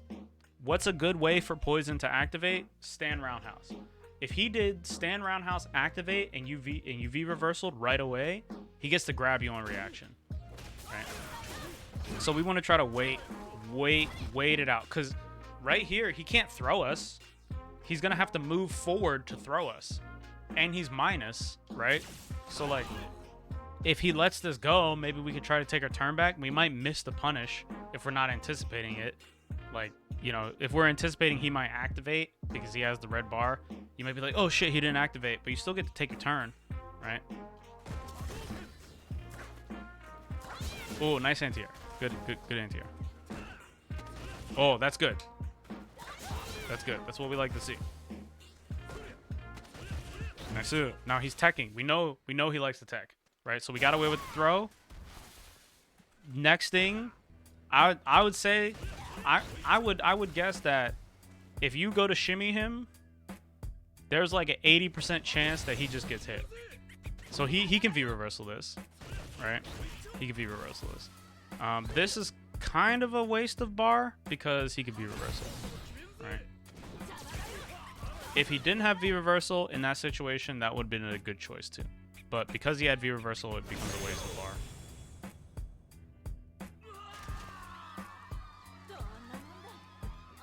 I really would have went for the Shim Sham right there. I feel like, you know, we've thrown enough, we've seen his response enough that we can shimmy the heck out of this guy. We want to abuse how he responds to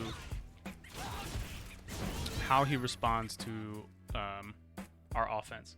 You don't need to have 15, 20, 30, 80 offensive sequences. You just need to have ones that go together and use them well, right? Here, if you reacted to dash with low medium kick, you can react to dash with low medium punch. If you do low medium punch right here, if you say, oh shit, he dashed to me, right? Oh shit, he dashed to me. Time to hit my button. You want to train that lizard brain. You want to train that subconscious. You want to train the base of your brain stem, that part of you that eats glue. You know what I'm talking about. We all got it. The dark Unga lives in all of us. You want to train that part of you to just reactively hit a low medium punch back strong, because you get a fatty combo. If you get low medium punch, target combo 1 DP, or target combo 1 Tatsu, that's so much damage. And you get Oki. That's super good. Right here, the low medium kick, light hurricane kick. I mean, right? It's a combo. It's a combo, but it's not the best combo. That's a nice combo. That combo, this combo, it's a combo. This combo is a nice combo. This is the combo you want, right? Okay, we're going for a lot of overheads. What's the success rate on the overhead? I think we have a 0% success rate on the overhead so far, right? We also know that he likes to contest. I haven't really been talking about it in terms like this, but when you defend, there's generally 3 types of defense. There's defense via evasion, defense via contestation, and defense via attrition, right? So you can either try to get away, you can try to contest them, or you can just wait it out, right? So you can wait for the offense to be over, and like, say for example, you just block, right? You just wait for the offense to be over. You can contest them. To contest them would be like, I'm going to interrupt you. I'm going to press jab. I'm going to V reversal. I'm going to press throw, right? I'm going to take an action that makes me vulnerable, and I'm going to interrupt you. Or you could evade. Now, evading makes you vulnerable, but like, it moves you away, right? So you could say, I'm going to backdash. I'm going to walk backwards. I'm going to V shift. I'm going to jump, right? I could jump over you. I could neutral jump. I could jump back. I'm just going to try to evade you, right? You have evasion, contestation, and I see you, Rubes. Evasion, contestation, and defense via attrition, right? And on offense, you have counter actions, right? So you can pressure them, right, by like doing block strings. You can bait them, right, by say doing something like a shimmy, right? That's a type of bait. Or you can pursue them, right? So you can trap them, you can bait them, or you can pursue them. So let's say you did stand, jab, walk. Just the example we've been talking about this whole time, right? You do stand, jab, walk. That walk is pursuit. If you did stand, jab, right, you'd be trapping them. If you did stand, jab, walk back, and they whiff throw, and you're like, hey, I'm going to try to make them whiff throw, right? That's a bait, right? And they don't happen. Sometimes they happen at the same time. Sometimes they happen in rapid sequence, right? So you could be trap, pursuit, bait, trap, pursuit, right? Or they could be like defense via attrition, evasion, attrition, right? Like you see people like block, walk back, right? Same thing. It's not like you just pick one. It's not like rock, paper, scissors. It's more like rock, paper, knee press nightmare. You see what I'm saying? Right? So this guy, when we watch him play defense, when we pressure this guy, we can see that more often than not, he chooses to contest, right? He chooses to contest, or he chooses to evade. Like he walks back a lot, he jumps back in the corner, sometimes he back dashes, right? Or he's pressing something, right? A couple times we've counter hit him, he's doing lots of throw tech, right? So it's not very likely that this guy is gonna sit here and hold this shit. So you might want to think like, okay, I know he's throwing, I could shimmy him. If he tries to press a button and I walk back, I could also whiff punish it. If I don't want to walk back because I know he's been using that low hard punch and I don't want to give up the corner positioning, what should I do? I should try to trap him, right? Because I know he wants to press a button. So let me do jab, wait, time it. Oh, you press your button right now, jab, right? Like you can make frame traps on your own. Frame traps on your own, right? You don't always have to do like low strong, back strong, frame trap, haha, right? Or stand jab, low strong, frame trap, haha, or EX fireball, back strong, frame trap. No. You could do down strong. I'm just gonna wait 4 frames. Another down strong, right? Like you can do that too. So that might be one of the ways you might want to consider approaching this guy. Just, stuff to think about. Jump again. So this guy, we know that this guy has anti-airs, right? Our health is up. We're in the corner. He's walking away. We jump at him. Now, if you knew he was gonna low fierce right here, nice. You're playing the matchup, right? If you knew he was gonna low fierce, you're playing the matchup. Sometimes you gotta jump, right? If you didn't think he was gonna low fierce, man, why are we jumping? That's one of the ways we could just lose our lead, right? Like one of the only things we could do to lose the game is to jump, or not to lose the game, but to put ourselves in a situation where we're not likely to have many strong options. Like when we jump or when we dash, right? What happens? He hits us, we touch him, right? That's simplified. He hits us or we touch him. That's it. We got 2 options. We got good, bad consequence. Good consequence, bad consequence, right? If we wait on the ground, we have he chooses to touch us, he chooses to retreat, right? He chooses to try to touch us, he chooses to try to retreat. We have wiggle room there. We have options. We can, walk forward, crouch, walk forward, crouch. We could stay crouch. We could walk forward button. We could walk forward button. We could walk forward, crouch. We could walk forward, crouch, right? We have options. We have more choices to choose. And what that results in is we have, like, if you imagine this like a tree or like a map with roads or something, we have way more possible good options than, bad options. Because we don't have to dash. We don't have to do heavy hurricane kick. We don't have to throw fireball. We don't have to do EX uppercut. We don't really have to do anything that makes us super vulnerable at all. We could if we wanted to, but we don't have to. We put ourselves in a situation where we have way more possible positive choices than if we jumped or dashed, right? Because now we only have 1 of each. We only have 2, right? So one of the ways that you could just get yourself in trouble, one of the ways that you could take away all of your opportunities is to just jump. And we know this guy's been anti-airing us. So here, all right, if you knew he was going to down fierce, sick, good matchup, right? If you knew, or good matchup, gameplay.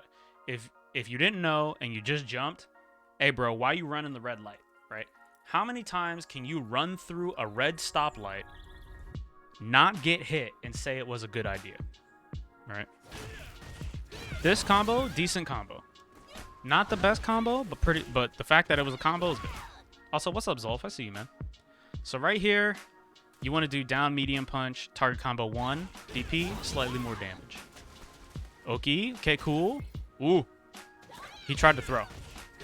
Right, we hit him. He tried to contest us. Boom. This is not exactly meaty, but the fact that you followed it up, that's good. Nice Schwambo. He's dead. Here, slight optimization you can do is you can whiff light uppercut. You want to be careful not to accidentally light uppercut him when he gets up, but you can whiff 1 or 2 light uppercuts to build EX meter. The jump in, not a bad choice. Nice. Right, like you can do light DP. Even if he tries to mash out as hard as he can, you can still do neutral jump, kill him. One extra thing to note is when you back throw the opponent, if you back throw them, that builds the most meter on every character. Back throw builds the most meter on every character. So if you can KO someone by back throwing them, usually that's what you want to do. Okay, chillin'. Ooh, EX. This is something we're gonna have to worry about. Right, this right here, we need to start being more. Oof. It's just hard to block. Ooh, chillin'.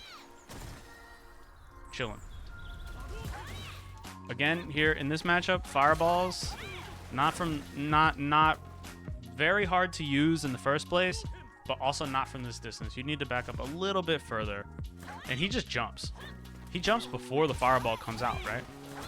Let's see.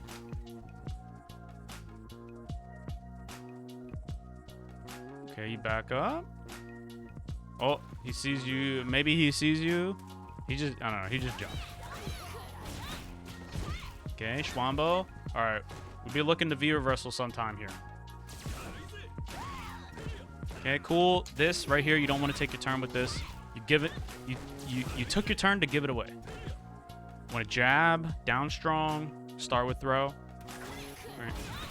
Put us in a situation that gives us opportunities, mix up potential. Right now, here you could mix up. You could back strong, back fierce, EX fireball to make yourself save. But that's not ideal, right? Here, again, he could just interrupt you. He's not taking his turn. Right here, he's not really fighting against Ken. If you back strong here, the majority of the time, the opponent should be pressing a button right here to take their turn off you. If you have to do fierce fireball to stop them from taking their turn, it's not really super good for Ken, right? Like majority of the time they should be challenging you, like, hey man, you gonna do that target combo that's unsafe? You gonna waste that EX bar? They should be challenging you here. So he kind of misplays it. He's been kind of consistently misplaying it. You should not really be able to get away with this. All right. Oh, the EX again. Okay, Schwambo. Now, you got the red bar of courage. This is a hard decision to make. He doesn't have V-trigger himself, so even though generally this is not a move you need to V-reversal, V-reversling here to, like, I don't know, deplete your stun and get some semblance of pressure on him is not super bad. What is he doing here? He's backdashing. If you choose a quicker button, I believe you just counter hit him out. I think it's kind of far to hit jab. So he flips out, fireball. But now here you've given up your opportunity to activate. So that's something you want to think about. You want to think like, okay, if I spend this resource, what's the opportunity cost here? Do I need it to come back? Right? If I V reversal here, am I giving up potential in the future that I might need? That's something to think about, right?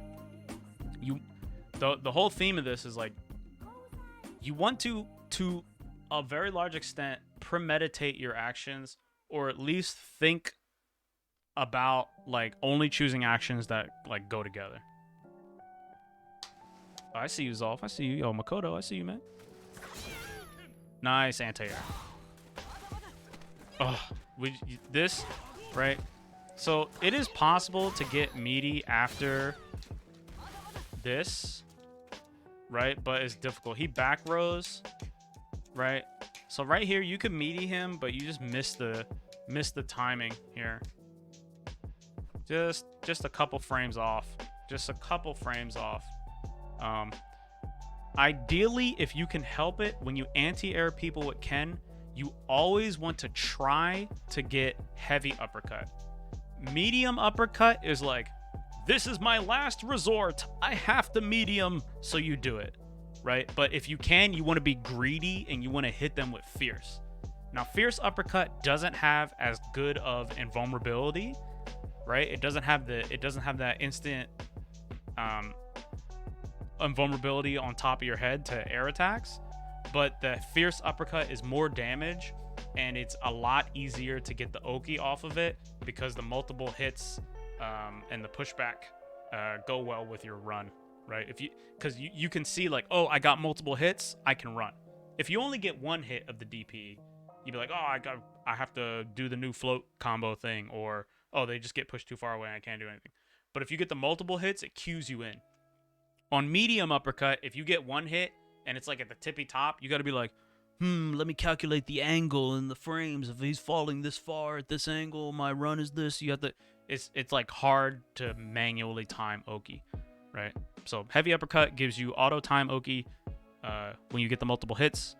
It's easy to see, easy to react to, and it gives you more damage. Whereas medium uppercut, you kind of have to like manually time your shit, and sometimes it can be extremely difficult to do that. Now, like I said again, medium uppercut has better invulnerability, but you want to be greedy most of the time. If you can get away with it, always try to fierce.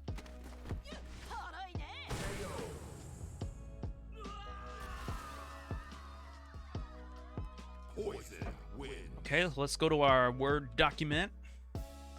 Game 3. So game 3 is better anti-airs, right? Anti-airing is better, but missing opportunities to use HDP.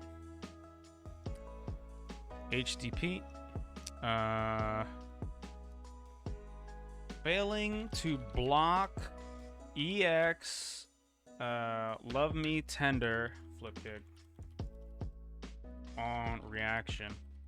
This is hard, but must be done.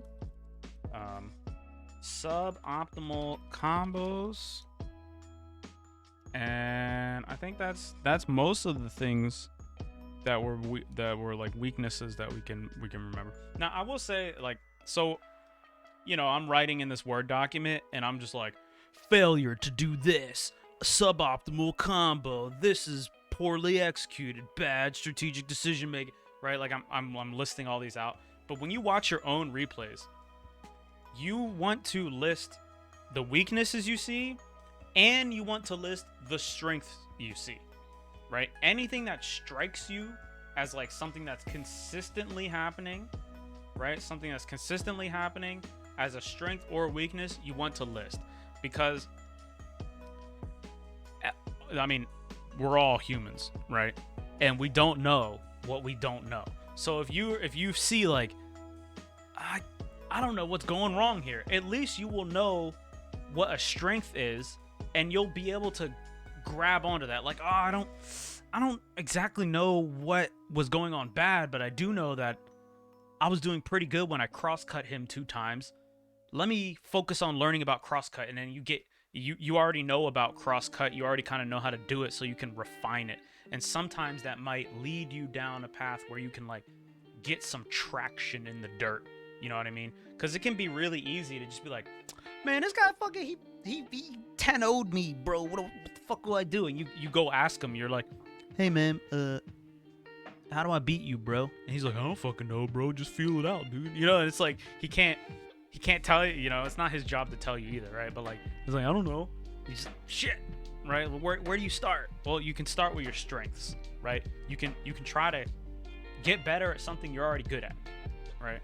So when you're in your replays, look for consistent patterns, because those are going to be your most bang for your buck. The most bang for your buck thing you can do is look for the consistent overall patterns. Like, yeah, sure, it's really nice to know that in this one instance that you got like a meaty counter hit jab, you could have did like super micro walk down fierce into a fatty confirm. But it's better to know that like, oh, I should just be confirming counter hits no matter what all the time, right? Like, you want consistency. You want the most common thing to be improved on. Like, it doesn't matter how much niche, super technical knowledge you have. You want consistency. That's what's really going to give you the big result. As like a little little extra on that is everybody and their mother and their dog's girlfriend loves to think about and kind of obsess a little bit with how good they can be, right? Like, they know how good they can be. Like, have you ever seen a player who's like, damn, I know how to punish that, I just messed it up, and they're like super salty and they're worried about, like, you know, like, oh, I know how to do that, I know how to do this too, oh, that was whack, blah, blah, blah. I do that shit all the time. You ever watch my stream? I do that shit 24/7, right? That's kind of a trap. You're not really going to be able to get a lot of improvement out of thinking that way. Really, instead of worrying about how good you can be at max, worrying about your max, you want to worry about your minimum. How good can I be if I got, it's real Rona hours inside my lungs, I slept for 30 minutes last night, and the whole venue is huddled around my chair, screaming into my ears. The game has no audio, right? And I don't know, my controller is broken. Like, how good can I be under the worst possible conditions? What's my skill floor, right? You want to bring up the floor. Fuck the ceiling. Because if you bring the floor up, the ceiling goes up too, right? It's like an elevator. Bring up the floor. If, when you get into an elevator, right? Think about your skill like this, like envision it this way. If you got into an elevator and then like you used machinery to lift the elevator ceiling, you don't go anywhere. You're always on the bottom. But if you use machinery to lift the floor, now you go up, right? So it can be helpful to now it's not easy. You want to catch yourself because it's so easy to have that mentality. Like, damn, I know how to deal with that. If I was, man, it's just an off day, or yeah, shit, that was so scrubby that you did that, right? That's easy to fall into. It's very natural to do that. You want to avoid that. Catch yourself and be like, oh shit, okay.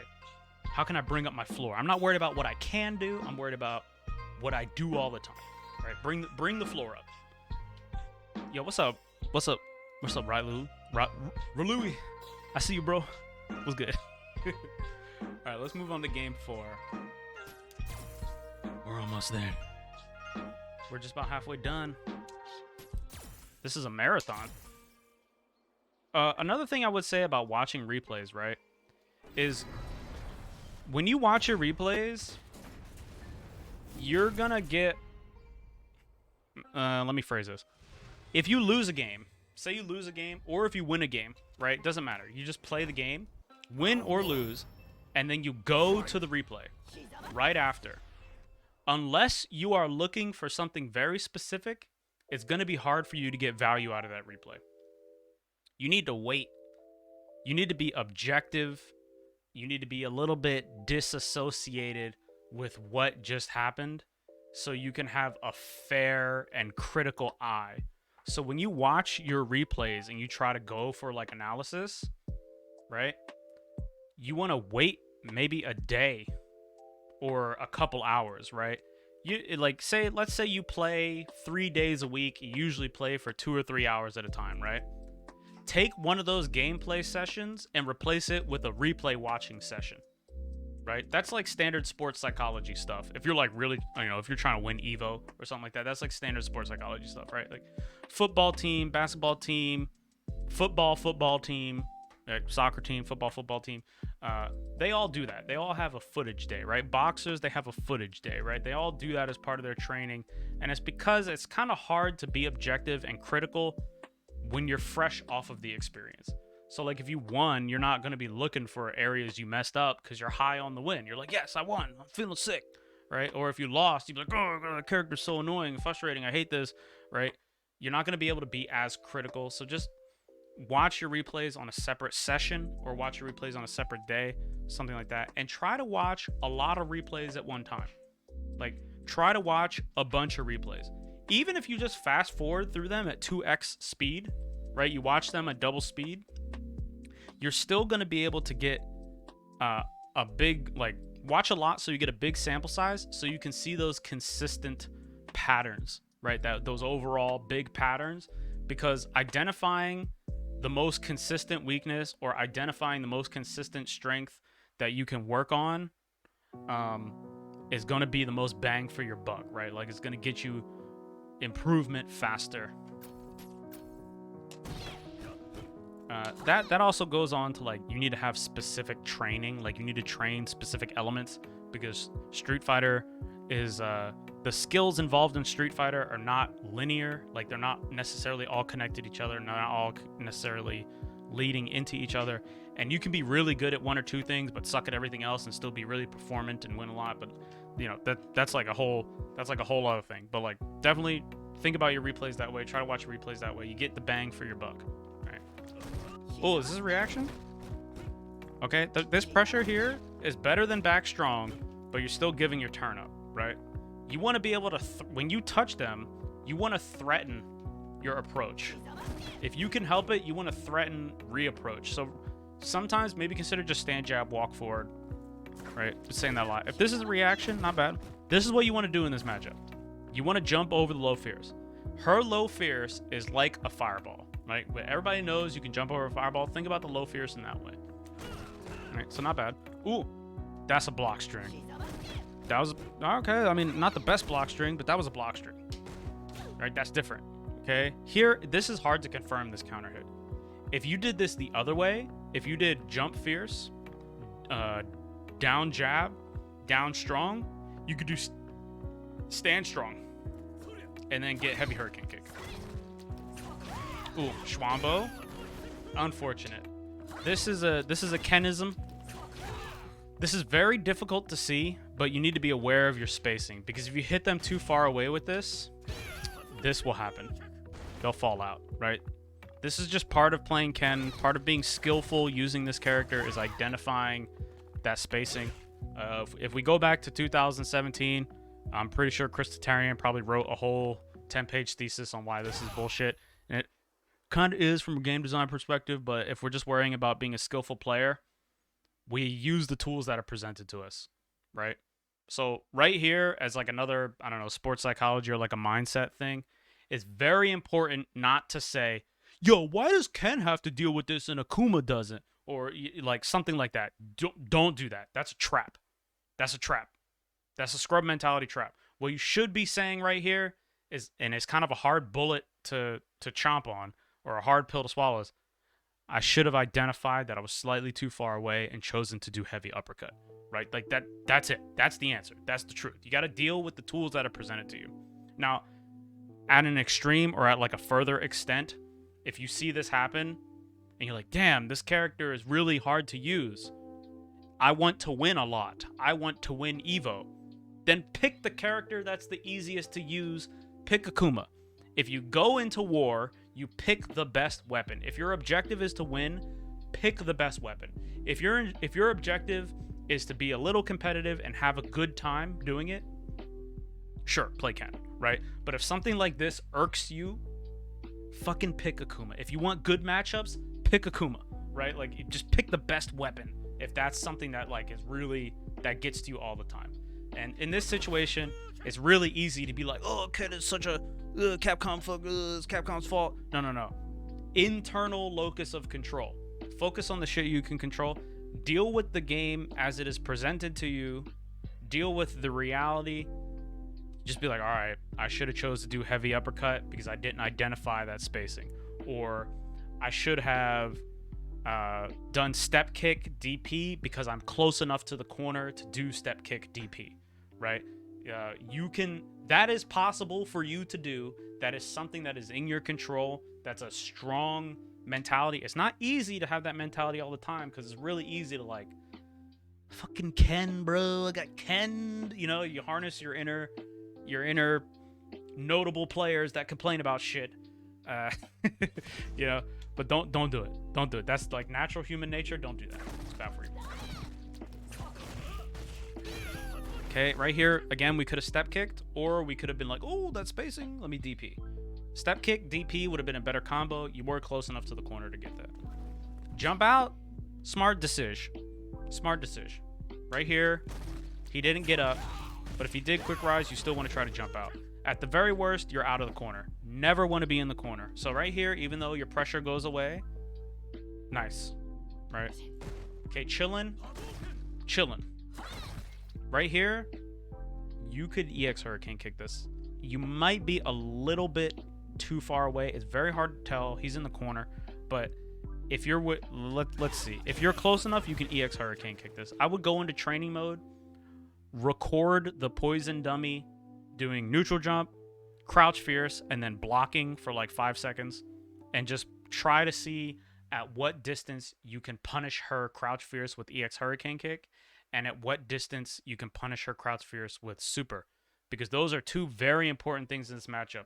Because versus poison, you need to get into that dead zone to have some options, right? She's going to shit at you on every other range except for that dead zone and like right in front of her face. And by the dead zone, again, I mean the range at which her standing fierce will miss. Because inside that range, if she does special whip or if she does crouching fierce, she's not in a good look. You get to punish those, right? Excuse me. And they're slow. They're not good options at that distance, right? Replays having the GG. Hey Slash, I see you, bro. I would like to inform you that I'm ashamed, bro. I'm upset, Slash. You know, as a Korean, I thought you would have known that that's a StarCraft feature that Arxis stole from StarCraft. Okay, bro. But no, Slash is right. I hope that's in Street Fighter 6. Being able to take control of your character during replays and like play out the situation is an invaluable tool. What's up, Slash? I see you, man. Okay. Boom, right here.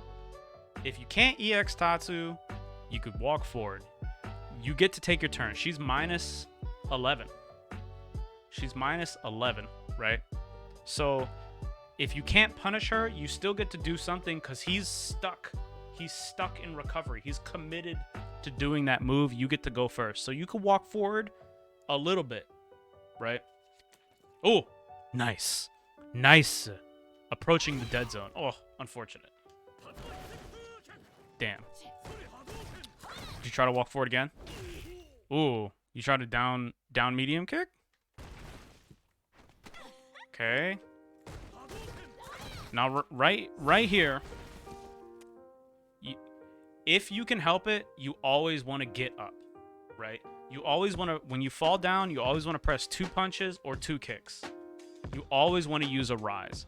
Because in the same way that you can condition the opponent with like pressure, like you can do tick, walk, throw, tick, walk, throw, tick, walk, backwards, shimmy, right? You can bait them into that the same way that you can feed them a pattern, feed them a rhythm, a timing, give them a sequence of actions to get familiar with, and then flip the script on them. You can do that with your defense as well. And the number one way to do that is with quick rising and back rising. When you stay down, when you stay on the floor, you give your opponent the most time to meet you. You give them the, if they have a super jank fucked up setup, this is when they get to do it, is when you stay down. You always want to be mixing up your rises, right? Just make it difficult for them to know what rise to do. Not a lot of characters get to cover both rises with strong options. So you want to just be mixing those up. Yeah, I know that's a lot to take in, but like, you know, that's something you could do. Okay, so we got up. Nice. Chilling. You're not too far behind on health. He's in the corner, right? Yo, what's up, random name? I see you, man. You're not wrong. Oh, see, this is tough. Now, the question I would have here is, did you walk backwards? Did you walk backwards a little bit? Oh, no, kinda. You want to be careful. He's been using this move a lot, and it's kind of hard for me in these replays, at least, to tell, and it's probably definitely harder in the match to tell whether he's doing this on reaction or he's just doing it, right? How can we tell the likelihood of him doing this? One of the things you can start to think about is like, damn, I'm getting hit with this a lot. How do I stop getting hit with it? Okay, what do I do right before I throw fireball? Do I buffer my character? Does my character crouch and then stand up? Do I take a step back, right? Am I giving him a tell? Am I giving him a signal, something to entice him to do this move, right? That's like the first place you want to check if you're always getting hit with something is, am I giving him a tell? And then like the second thing is like, okay, if the tell isn't me inputting a command, is it the position I assume? Is it the duration of time that I wait before taking an action? Is there some sort of signal, right? That's kind of what you want to look for. And if you can't identify a signal, you say, oh, lol, he's random, right? And then you just try to react. Or you just, do nothing and just wait and react, right? So right here, fireballs, again, in this matchup are really hard to use. This is a position where you're a little bit too close in general for the fireball, because if he medium whips you, right? If he medium whips you, you get dunkery dude. You lose that trade by a lot. So you only really want to fireball like full screen, slow fireball, follow it. It's really hard to use fireballs in this matchup. I'm not saying abandon fireballs. I'm saying you gotta be really careful and really clever with how you throw them, because you can get yourself in trouble by trying to rely on them a lot, because she just dunkery doos all over you with fierce and the medium whip, and she has the EX flip kick, right? Okay, these guys again, slow the slow fireball and then follow it. You're not really gonna win this projectile war at all. Even if she blocks fireballs, all she's got to do is trade against you once and she's caught up. Jump right here. I don't know about this jump. Just work him to the corner, walk him down, get in the dead zone, then you have room to breathe, room to work, right? The pace is picking up. Both of you are taking a lot more actions a lot faster, right? Both of you are kind of doing a lot right here. This is another situation where I'd be worried about the Chinese finger trap, right? The more you struggle, the worse it gets. Be careful, right? Keep your cool. There's still 50 seconds left. You paid $60 for all 99 of those seconds. You don't need to rush. Stay cool. Okay, you got the red bar of courage. Ooh. That's fake. Thankfully, he doesn't mash, right? He teched, though, interestingly. If you ever fight this guy again, and you watch these replays, pay attention to the inputs, you'll be able to get a player read on him. Chill in. Okay, not the best pressure. Walk back. This is subtle, but this can be really like, this can get you into a bad situation, bad look. You do not want to walk back as part of your pressure. Unless you are intentionally baiting the opponent, you don't want to walk back for your pressure. Now, if you say, oh, I'm walking back to make my roundhouse difficult to punish, sure. But you immediately activate on block, right? So like, what is the walk back? What purpose does it serve? That's a habit you see a lot of players have, and that just makes your pressure like way worse. Okay. Ooh, Masharewski. He didn't combo. Ooh, Opportunish. Why stand jab, stand short? Why not stand jab, back strong? You could have got way more damage. You would have been one mix up. You would have been guess for game if you did stand jab, back strong. Right, but instead you use medium here. Interesting. Medium hurricane kick. Okay, cool. You have to EX this. All right, EX. You get meaty. Oh. Ah. Nice. Nice. You spent an extra bar there. All right. Round 2. Fight. You could have did stand jab, back strong, fierce, run, light DP, heavy DP, and then you would have been able to do just a normal combo, and that was guess for game. Right? That you're giving up your turn with that, and you're also retreating. So if you're saying like, oh, I have trouble getting in versus poison, it's because you're backing away, right? Like you're giving up your turn and you're backing away. You're giving him more opportunities that wouldn't exist otherwise for him to keep you out, right? Like you're keeping yourself out by taking these actions, right? Taking these routes, these sequences you're using to initiate your pressure, right? Like right there, you're giving your turn up, right? And there's a distinct lack of stagger pressure. Now, I'm not saying that stagger pressure is the end all be all of all pressures, right? Like it's not like hard break. But You want to have that as an option because it's very fundamental to the way Street Fighter works, the way most 2D games work, right? Because you give yourself all those opportunities for mix-up, all those opportunities for different, finessed actions. Like, oh, am I going to walk up for a long time? Am I going to bait you? What's the timing between my hits? Stuff like that. Right here, you just give up your turn. Okay, chilling. He's in the corner. You're in a great position. You're a little bit ahead. Oof. You got the full bar. Full bar of butter. Ugh. Those are hard to deal with, but you just got to deal with those. Okay. YV reversal. Yet again, YV reversal. So he's... To continue pressuring us... right here, he has to move forward a little bit. Right? He can't throw us right here. I guess he could go overhead, but that's kind of reactable, right? It's hard to react to. We're getting hit by it a lot, but he has to go for the EX to continue, right? Or he has to stagger. So he does a minus move. He has to either press another button, move forward. If he presses another button and we block it, he's far away. He put himself in close to poison dead zone, right? If he walks forward, we have an opportunity to interrupt him. If he goes for EX, we have an opportunity to block and punish. Our stun is not particularly high. YV reversal, right? Right, you're about to have the red bar of courage. YV reversal. Okay, he's backdashed every time. Again,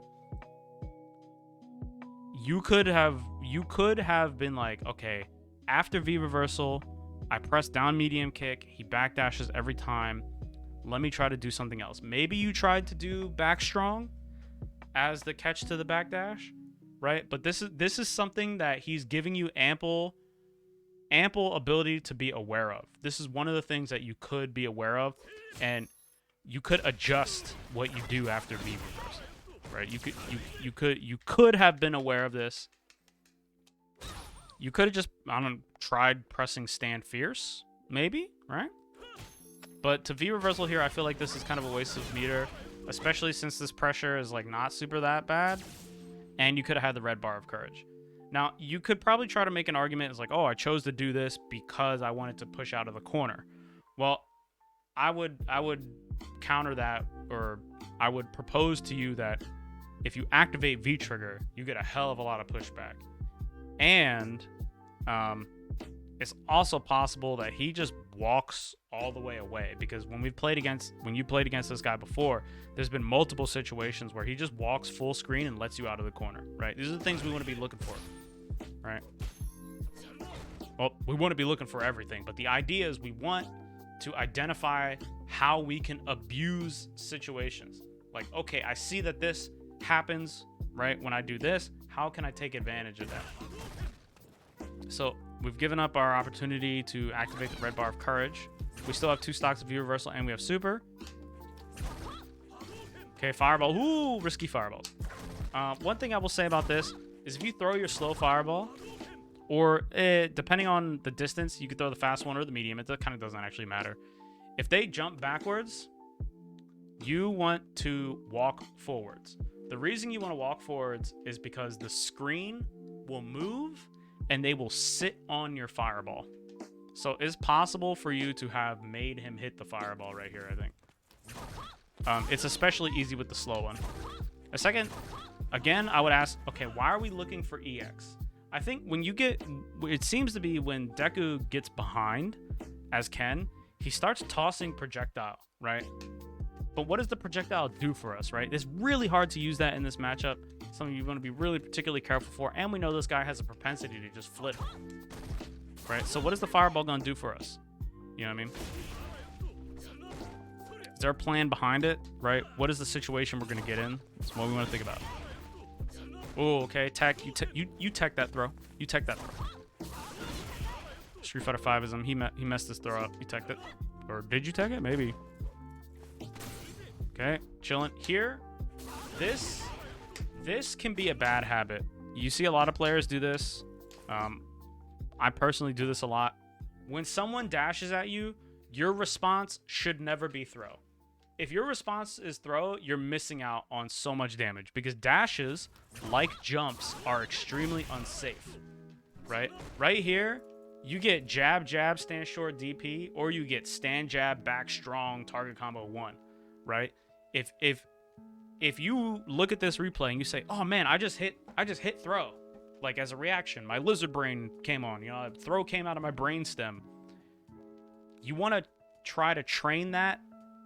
You want to think consciously like, okay, today when I play and people dash at me, all I'm going to do is press down jab, or all I'm going to do is press stand jab and just focus only on that. Or even if you have a friend who plays as well, like say you're talking to this guy, you'd be like, hey, let's play and practice. Don't do it 100% of the time, but you know, dash at me a little bit more than normal. I want to test and practice my reaction to dashes. So like, you know, make it hard for me to interrupt dash, but dash at me a little bit more than normal. And you guys can train that way. You can spar, right? Like together as a team, you know? And like, you know, that's a good form of practice, but you have to have friends. And I mean, who has friends, right? Like, come on, let's Street Fighter here. But this can be a bad habit. You see a lot of people do this. You really want to make sure that you press a button, right? Like even if you press your button late, you want your natural reaction to be pressing a button. Yeah, what is it, 1980? Right, like, okay. Light Tatsu again. This is like Nani? Okay, we've reacquired the red bar of courage. We've done it. Oh, this is the first time that hits.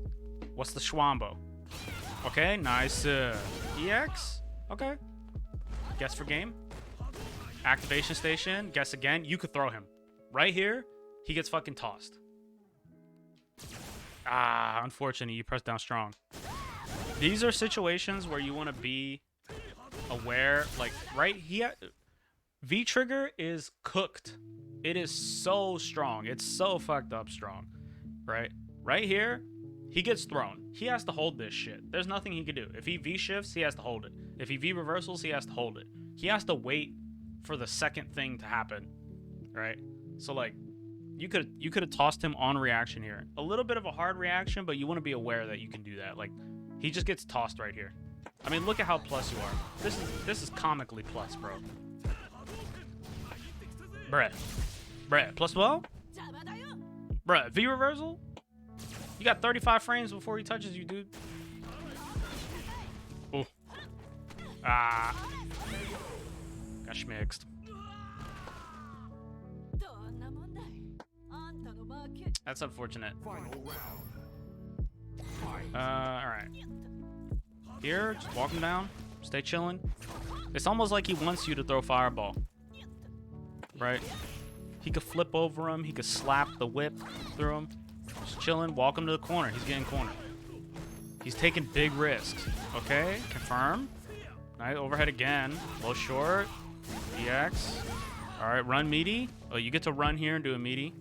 This right here, he messes this up, but you gave up the corner. Right here, you gave the corner up. Right?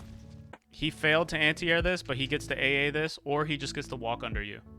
Right? Every character gets to walk under you, but like this is a non-meaty jump fierce. At the very worst, he gets to block it. He just fails his anti-air, and it happens to work out. Nice. Oh, okay. There's a little bit more of an optimal combo you can choose here. This is a good combo to do in the corner. You don't need to spend the EX here on the fireball. You can just do a regular fireball and then do EX DP. However, right here, the combo that does the most damage is jump fierce, crouching fierce, light hurricane kick, uppercut, right? You can choose the EX up, jump fierce, crouching fierce, EX fireball, light hurricane kick, uppercut. That does the most damage off of one bar in the corner. Heavy uppercut, of course. Okay, Schmiedy manually timing it. There are setups. There are frame kill setups that you can do here. Okay, that was an attempt at a block string. Nice. We chose plus frames. We're in there. I would do stand jab first because it has the least pushback, right? You want to keep yourself in position. Okay. Oh, throw. You didn't expect him to get hit. This happened before.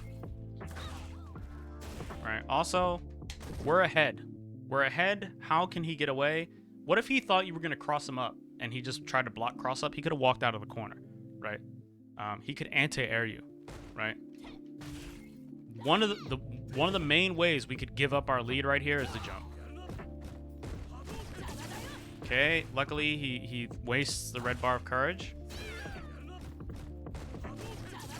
Okay, now you're super ahead. He can't trade you down with fireball, right? So you probably don't have to worry about whip. Don't have to worry about whip too much. Oh, surprise EXs. He misses throw. I didn't see the inputs on that, but maybe that was a V reversal attempt. The sweep right there, kind of bold. Go for a safe or normal, perhaps.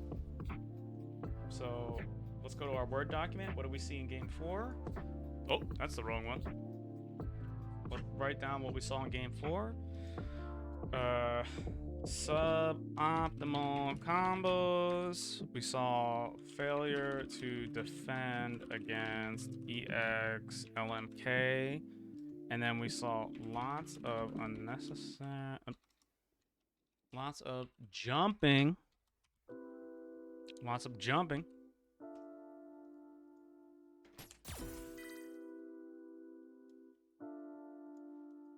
Jumping while we're ahead. While you're ahead. While Ken is ahead in health. Okay.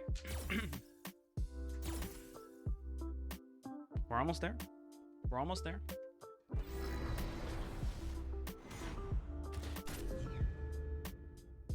All right.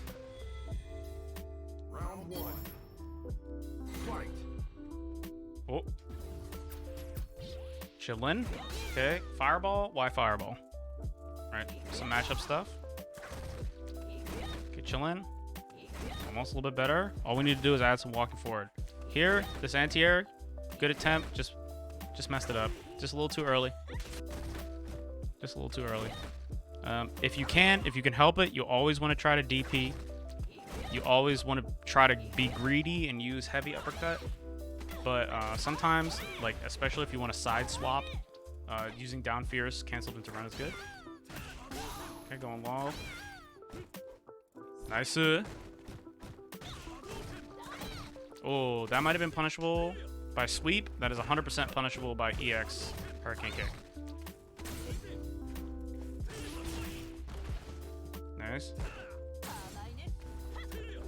Oh, punishable by sweep there, or down medium kick, heavy uppercut, down medium kick, medium hurricane kick.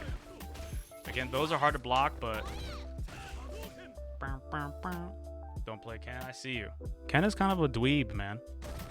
Pick Guile. Pick Akuma. Pick Sep. Play Karen. This is hard to block, but this is like huge. This is so consistent. We got to know that this guy wants to do this. Like he wants to do this. Like if we're paying attention to our opponent, we know that like he's hungry to spend his bar on this. He hasn't even supered us once, right? Oof. Get counter hit off the throw. When you throw tech, ideally you want to delay your tech as long as possible most of the time. Because if you tech early in Street Fighter V, when you tech, you have up to 7 frames to tech the throw. So if they throw you, it can go 1, 2, 3, 4, 5, 6, 7. And if you press throw on or before 7, you will tech the throw. You ideally want to do it as late as possible because you can block, you can hold back and throw, delay tech, and if they press a button onto you, the tech input will get eaten by the block stun. Nothing will happen. You'll be stuck in block, right? But if you tech right away, this can happen. Also, he dashed at you. something to consider is, was this just a natural reaction? Did I just, oh, he dashed, tech, right? If so, you want to change this to pressing a button that you can combo off of, right? Because throw is 5 frames, you press jab is 1 frame faster, right? And you get a whole fatty combo. Remember, dashing is like jumping. Can't block during it, it's unsafe. Okay, V reversal. This is again on the first thing during plus frames. He could try to activate here. I mean, I don't know, right? This seems like a little bit of a quick V reversal. I would wait a little bit longer to V reverse here. It touched him though, so you get to take your turn. We don't want to back medium punch. We took our turn to give it up. Right, we went down strong, jab, down light kick. Okay, intelligent back throw, nice, Sue. Now, it's okay, like, he dashed, right? And Poison has been dashing. You definitely want to do that because you're playing against another person. Always remember that. You're playing against another person who is imperfect, and you can actually condition people to be unable to react to dashes, right? Like, that's something you can do, right? One of the best players you can look at to do that is, like, Infiltration. Season 1, 2, 3, Nash. Infiltration at EVO. So good at providing so much superfluous information, so much superfluous action. And okay, Nash's dash was really good, but Infiltration also set this up extremely well. That's why he made it in the top 8 Evo. He was able to distract the opponents, but like they're worried about Sonic Boom, they're worried about this, they're worried about that he could just dash up on them, right? So dashing is fine. You don't want it to be the basis of your strategy. It's not the foundation of your strategy, right? Because it is extremely vulnerable. Extremely vulnerable. But yeah, 15 frame dash, you know, you want to abuse it. Sprinkle it in. Back throw is good. The space behind your character is way more important than your health bar unless you're about to die. Always try to get the opponent in the corner. Always have the most possible screen space behind you. Never give up screen space unless you absolutely have to. The meaty attempt is good. Like, the idea here is like, I knocked him down, I want to go for a thing. This is extremely late. This is poorly timed. He's already up, and he blocks for several frames before you meaty him. One thing to note is when you wake up in Street Fighter V, when you get up, for the first frame of your get up animation, no matter what, your character is always standing. So we'll see here that Poison is holding down back, and you're going to see her pop up above the camera when she's done getting up. Above the camera frame here.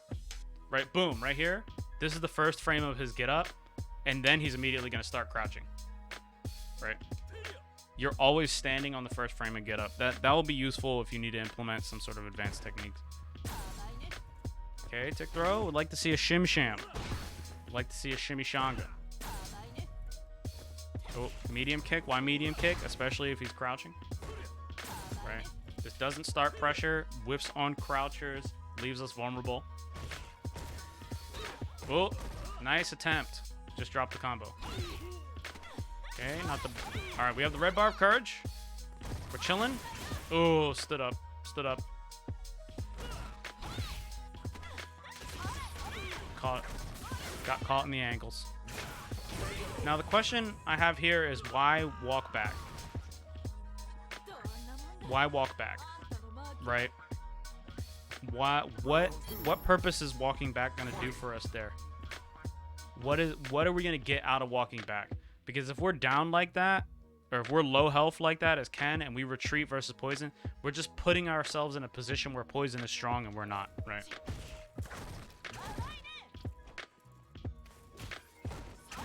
Okay, chillin'. Light, could have been medium. Okay, good combo. He's in the corner. Meaty. Oh, counter hit. You get the combo off this.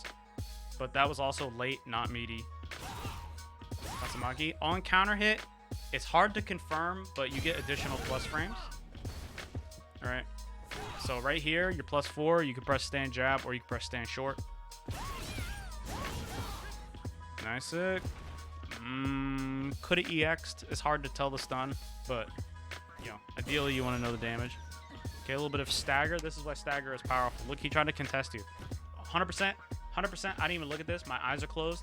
100% he pressed throw tech. He pressed throw tech. He had to press throw tech. What'd he press?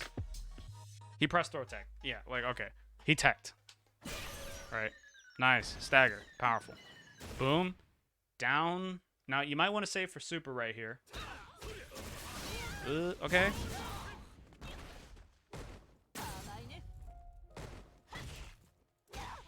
Ooh. Okay, swap. Overhead. Punish. Ah, missed opportunity. Stand short. DP.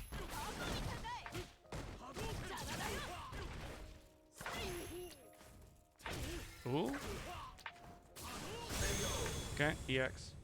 He didn't have any V-bar there, so it's possible to chip him out as well. Want to be paying attention to the resources if we can.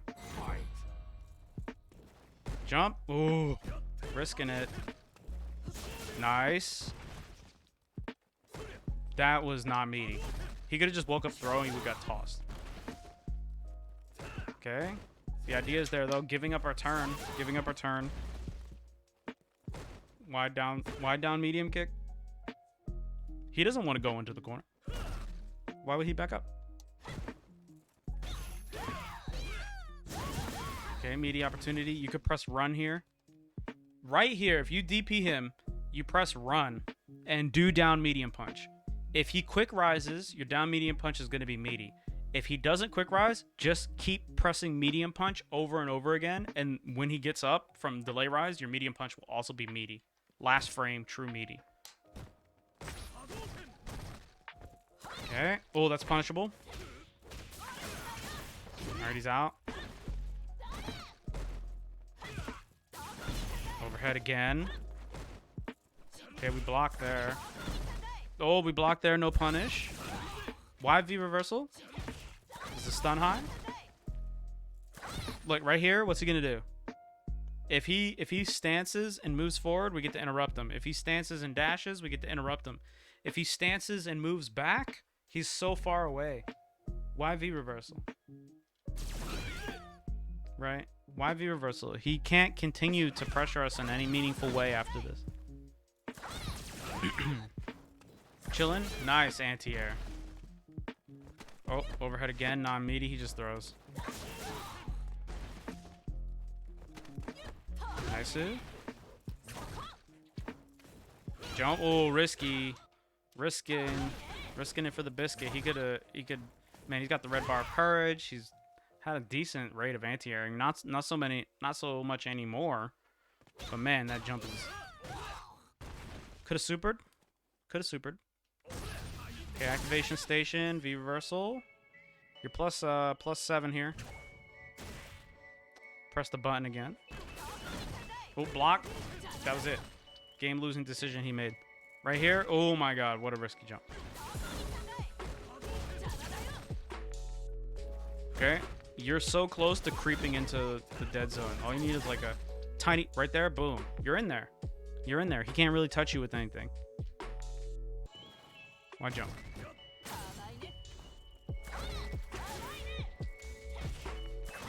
Right, now I know these sound like simple questions. Like, I'm like, why do this? Why do that? But like, really, this is it. This is like what you need to be thinking about, right? You are fully equipped to solve these problems.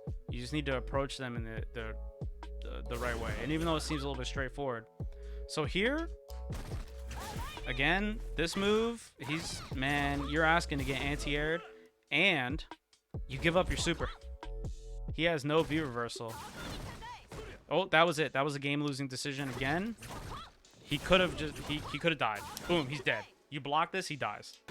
He's dead. Right here, he's dead. You do stand short, light DP, EX DP, he's dead. Oh, that's punishable. That's very punishable. Okay. Punishable. This is also punishable. EX Hurricane Kick. A little too far right there.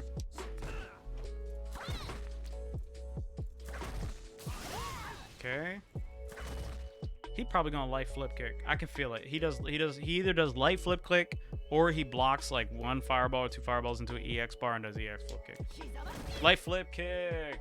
Game losing decision. You could have anti-aired that. Hard to react to, but just something that must be reacted to. EX flip kick again. Yeah, he gave the game up a lot. It's just the reactions and the punishes. That's just something you get with the experience. You can go into training mode and just train that, right? Just get that to be your natural reaction. Like the subconscious reaction you have is to punish that, right? You don't even got to think about it. It just happens. It comes out. Muscle memory, they say. So let's write failure to defend and punish EX LMK. Lots of jumping while ahead.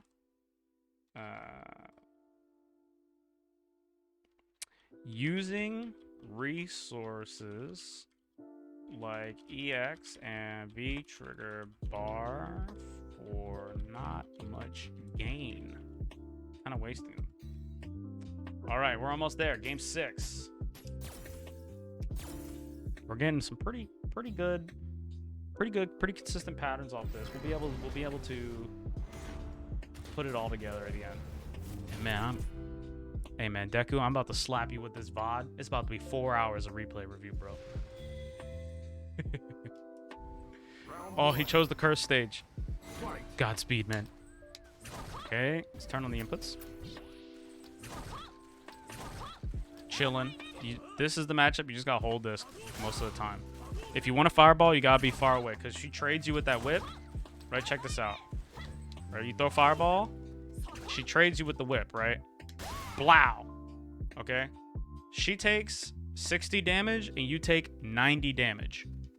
Right?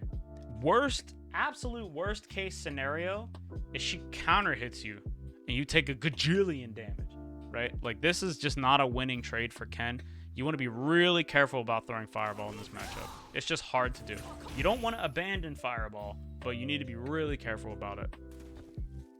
Perhaps use it closer. Perhaps try it in her dead zone where she can't touch you with any of the heavy whip. But she can't afford to do down whip because it's unsafe. Also, from like super duper ultra full screen, the slow Fireball, you can walk up and follow up. Okay, Okazumi. Oki chance.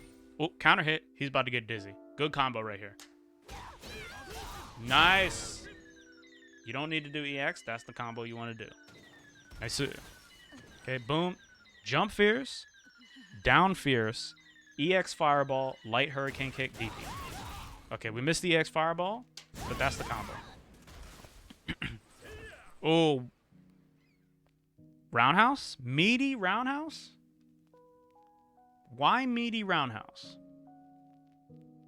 Why not meaty down medium punch? It's more damage, right? You get to go into a full combo. I guess you could say you could crush counter him, but the meaty down medium punch also affords you the opportunity to frame trap, stagger, right? Kick throw. Okay, you're ahead. Back throw. Smart back throw from him. Chillin'. Ooh, the big jump. Okay, chillin'. No need to rush. You have 74 seconds to let him fuck up. He has to make a choice. He has to make a decision with potentially very, very bad consequences. He has to take a risk. He can't not. If he just stands there and takes no risks or plays extremely defensively and you stand there and say, hey, look, you have to come towards me, he loses. You know what I mean? Deku is from India, I think, or at least he has the Indian flag. What's up, Zero? See you. Shoutouts to the Indian FGC. Oh, Fierce. See, she can't touch you right there. What's she gonna hit you with? Right? You're chilling in that zone. You're chilling. Look at a big chilling. He can't do jack. Chilling. This is the spot you want to be in, right? Because now, for her to do something, she either has to back up, which lets you get closer. You punish her with distance. You don't have to punish her by dealing damage. You punish her with positioning, right? Oh, I'm big chilling. I see you, Zero. I'm big chilling. We're working our way through this set of 7 replays. So you're big chilling. You punish her with positioning, right? That's huge. So you're just chilling. Now he has to walk forward. When he walks forward, This is an opportunity for you to react. Oof. Unfortunate. Is this a buffer attempt? Why light Tatsu? If your answer is it looks cool, I mean, sweet. But if you want to win, you need a different answer. Okay. Opportunity to take your turn. Chillin'. Nice. Nice. Chillin'. Oh. Okay. Confirm here. Nice. Okay. He's very antsy to EX flip kick. This is possible for us to catch on right now, right? Fully loaded. Right here. Good resource management is to try and blow the super as fast as possible. Because Ken's super puts the opponent in the corner and you get Oki after the super, right? So one thing you probably want to be looking for is like the first touch you can get on him, you want something into super. Oh, EX Fireball? Why EX Fireball? Alright, ask yourself this. Okay, boom. Could have been a stronger combo, but it was a combo nonetheless. Oh, punish here. Missed it. Chillin'. We should have... he crush countered us, so we can't quick rise. But we always want to remember to try to rise if we can help it. Nice. Chillin'. -2. It's your turn. Back throw him. Back throw this son of a gun. I just missed it. Missed it. That was fake from him. At the very least, he would have performed a delay tech. Okay, boom. You can also take your turn with jab. Back throw would be a good decision here, though, because of the corner. All right.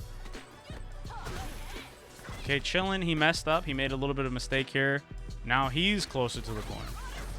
All right. So it worked. It worked out for you, but you don't want to depend on your opponent making mistakes. You want to put yourself into good positions. All right. If you walk up and block a down fierce, you get to punish him with reversal super. Okay. Jumperooski. V reversal, you get to throw these.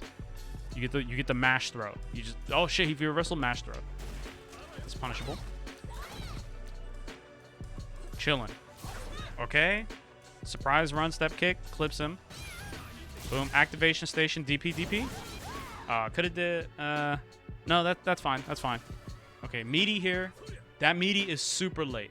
Let me move the camera. Let me turn the camera off. This meaty here, this is the idea you have. Like, okay, I want to attack him on his wake up. That's fine. Poison doesn't have a reversal attack. There's no need to delay here, right? Let's see. Oop. Let's go back. Let's see how late this is, right? Just to get an idea. So boom.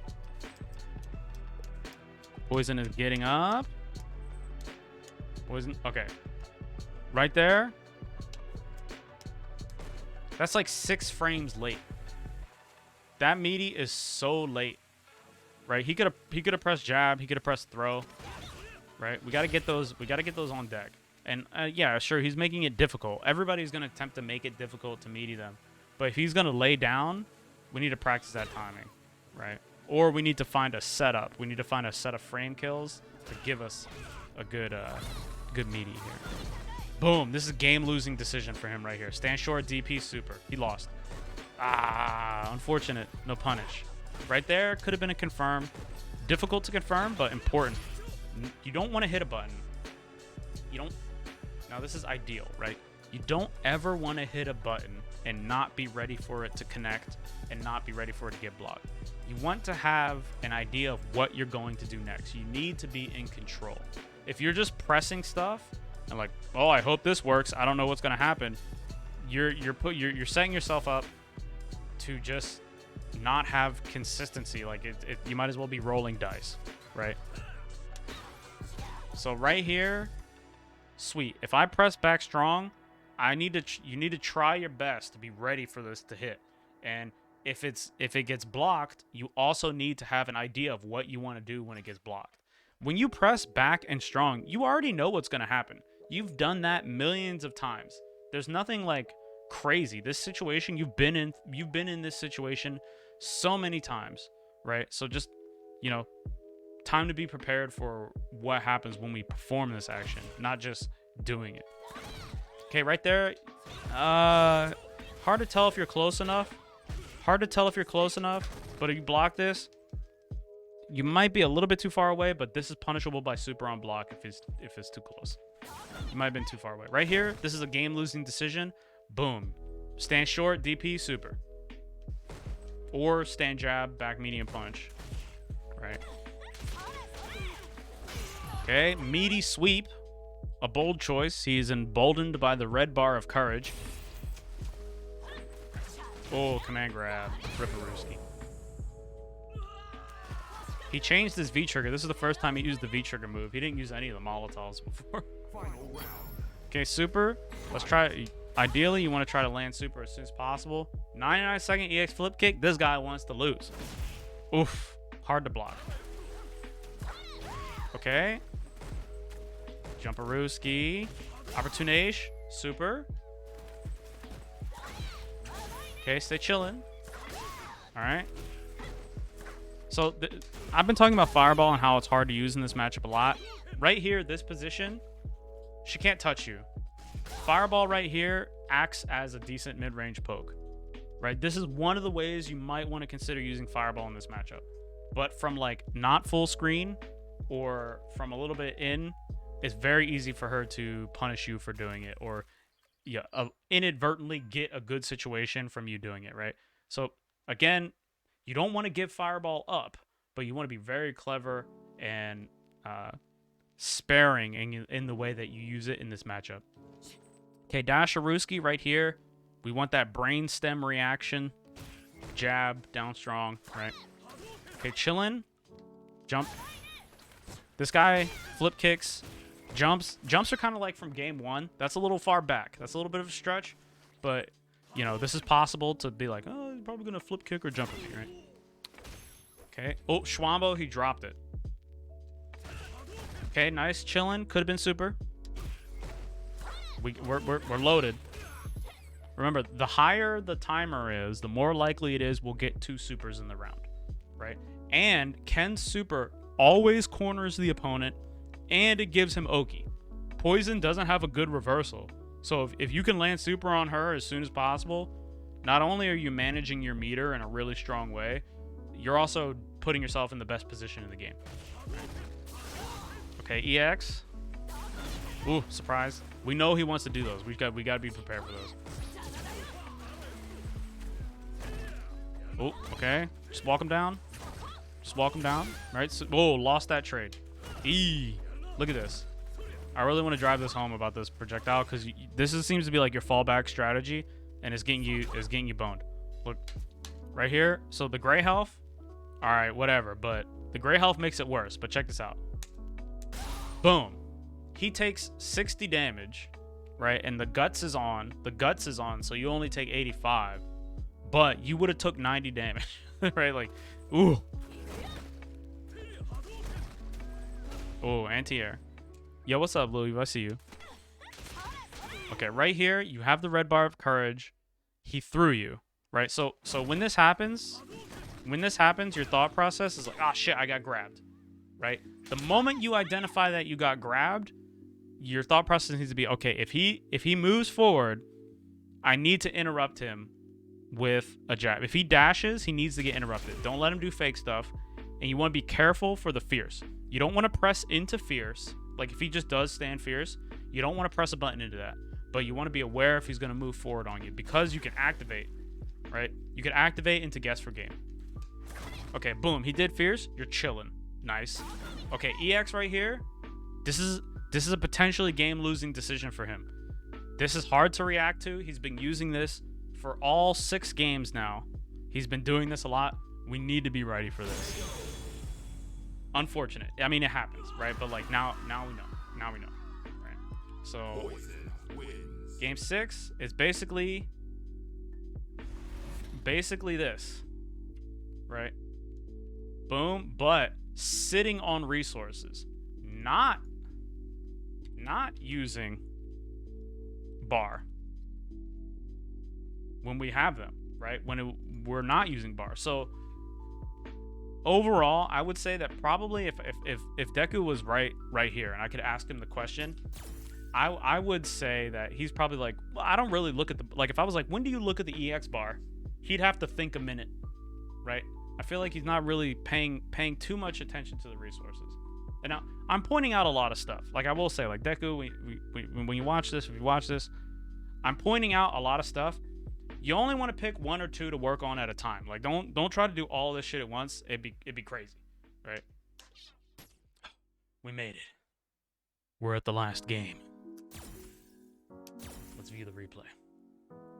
After this, we're gonna go over and like, so these are like the general patterns we saw. Like, we're gonna go over all these, pick the ones that are consistent, like consistently appearing, the most consistent ones, and then we'll just go for practical practice recommendations, and we'll talk a little bit about the theory as well.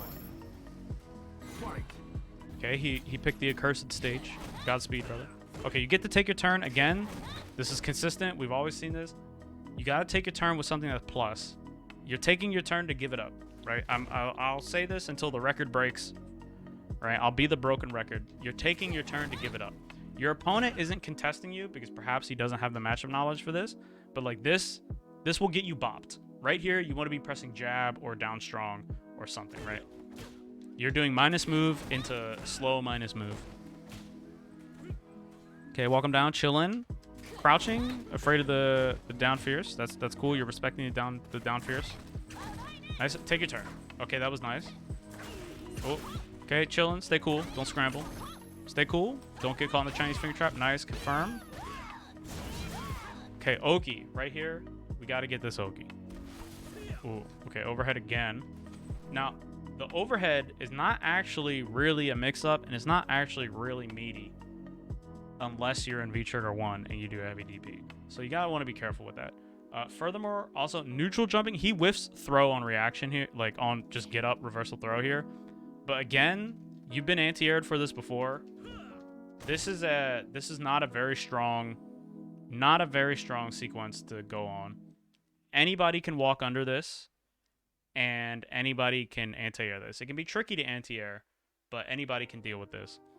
Furthermore, if he V-reversals right here, you already know what I'm about to say. You gotta throw that shit. Toss this son of a... Yo, play this guy again. Invite him to a battle lounge.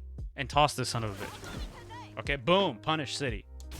Oh, no. You're standing, but you got hit. That hit you meaty? Were you crouching, actually? Yeah, that hit you meaty. So, on the first frame of your wake up, you always appear standing. Your hitbox is standing, even though you can block low. So, you were blocking low. Gotta react to these. You know he wants to use them. Or it is possible that you know he wants to use them, right? We could have paid attention and remembered this. Also, again, with the jumps, right? We know he's got anti-airs. Now, I will say with the jumps, it's kind of 50-50. You're kind of getting away with them. But, like, there's stronger things you can do than jump here, right? And we've talked about that. Okay, projectiles. Careful with those. You already know. Okay, creeping forward, not bad. Tough to do, but not a bad idea. Oof. Oof. Didn't even hit the not a combo.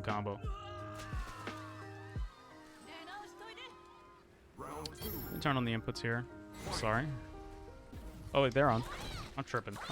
It's been 7 games, bro. Okay, you almost have super. Right? This is really important, especially in matchups where you being far away is disadvantageous, right? Like poison will eat you alive if you're far away. If you block too many whips, you're just taking jumbo chip damage, right? Landing your super as soon as possible corners them, gives you Oki, and is the proper way to spend your EX bar. You're cashing out for maximum gains. You know what I mean? That stonks right there, right? So this next hit, looking to super. I would be looking to super. I would keep that on the mind. Oh, anti-air from him. Okay. Pressure. Walk back. Okay, we got out of there. When he whiffs throw, when people whiff throw, you want to take your turn. It can be hard to react, but you want to take your turn. Here, you walk in. He's sweeping you, bro. Oh, okay, nice. quick get up. Nice. When you quick get up, use the buttons. Use 2 kicks or 2 punches. Because if in the future you need to do an advanced input technique, right, with the directions, or you want to do a reversal move, like you want to do a reversal super, the easy inputs can like get in your way. So if you do down down or down back or back back, right, those inputs can mess up the easy input if your super is not like super absolutely perfectly clean. And I don't even care if if your name is Sakanoko, your inputs are not perfect 100% of the time. It's just, you know, it's just not possible. So you want to use 2 kicks or 2 punches to quick get up, or to back rise, or to quick get up. Also, if in the future, say you wanted to play a charge character, like, I don't know, you join the dark side and you wanted to pick Guile, to maintain charge, you need to use the buttons when you get up. All right. Okay, he's minus here. Remember, her medium kick is minus. Boom. Nice attempt. Nice attempt. Here would be a situation where you might want to consider doing a cross cut, because it's a little bit ambiguous as to whether or not he's going to cross over you here, and your DP just scoops under him. He goes for the cross up short. Again, like we talked about earlier with the medium kick target combo whiffing, or the heavy hurricane kick after medium kick target combo, this is a situation where it's really easy to fall into that rut of like, damn, Capcom, the fuck Capcom, why Akuma get to do this? Why does, you know, why do I get to anti-air this if I was Guile and I flash kick straight up? Why would fuck? No. Don't do that. That's not gonna help you. That's not gonna help you get where you want to be, right? It might make you feel good for 5 minutes, but it's gonna harm you in the long run, right? This is just something like you gotta suck this up and be like, damn, okay, this is the game. This is the reality of it. This is the tool I tried to employ, and I just employed it in the wrong way. I should have waited a little bit longer to do my DP, or I should have tried to perform a cross cut to ensure that I would hit him. This is 100% in your control. You are in control of the situation. The game didn't rob you. It's possible for you to make this uppercut hit, and it's really important that you catch yourself if you so happen to fall into the mentality. Because like I was talking about earlier, everybody does it. I do it. You do it. You know, my dog's girlfriend does it, right? It's very, very easy to fall into that trap, and that can like just you'll miss opportunities to empower yourself by accidentally thinking that way. So we need to be very vigilant not to think that way, right? Now it's not easy, but it's something you need to do. So this is possible for you to have made this hit. This is a situation where you want to consider using a cross cut. To cross cut, you hold forward and walk under the opponent. You intentionally walk under them, and then you do a half circle back and press punch. The input leniency, the easy inputs, will interpret that as an uppercut. And because you walked under them, if you do it with proper timing, your character will autocorrect, turn around, and then DP them. So here he misses his punish, unfortunately. Okay.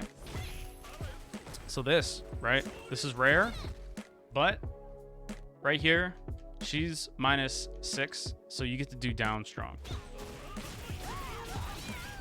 Nice. Okay.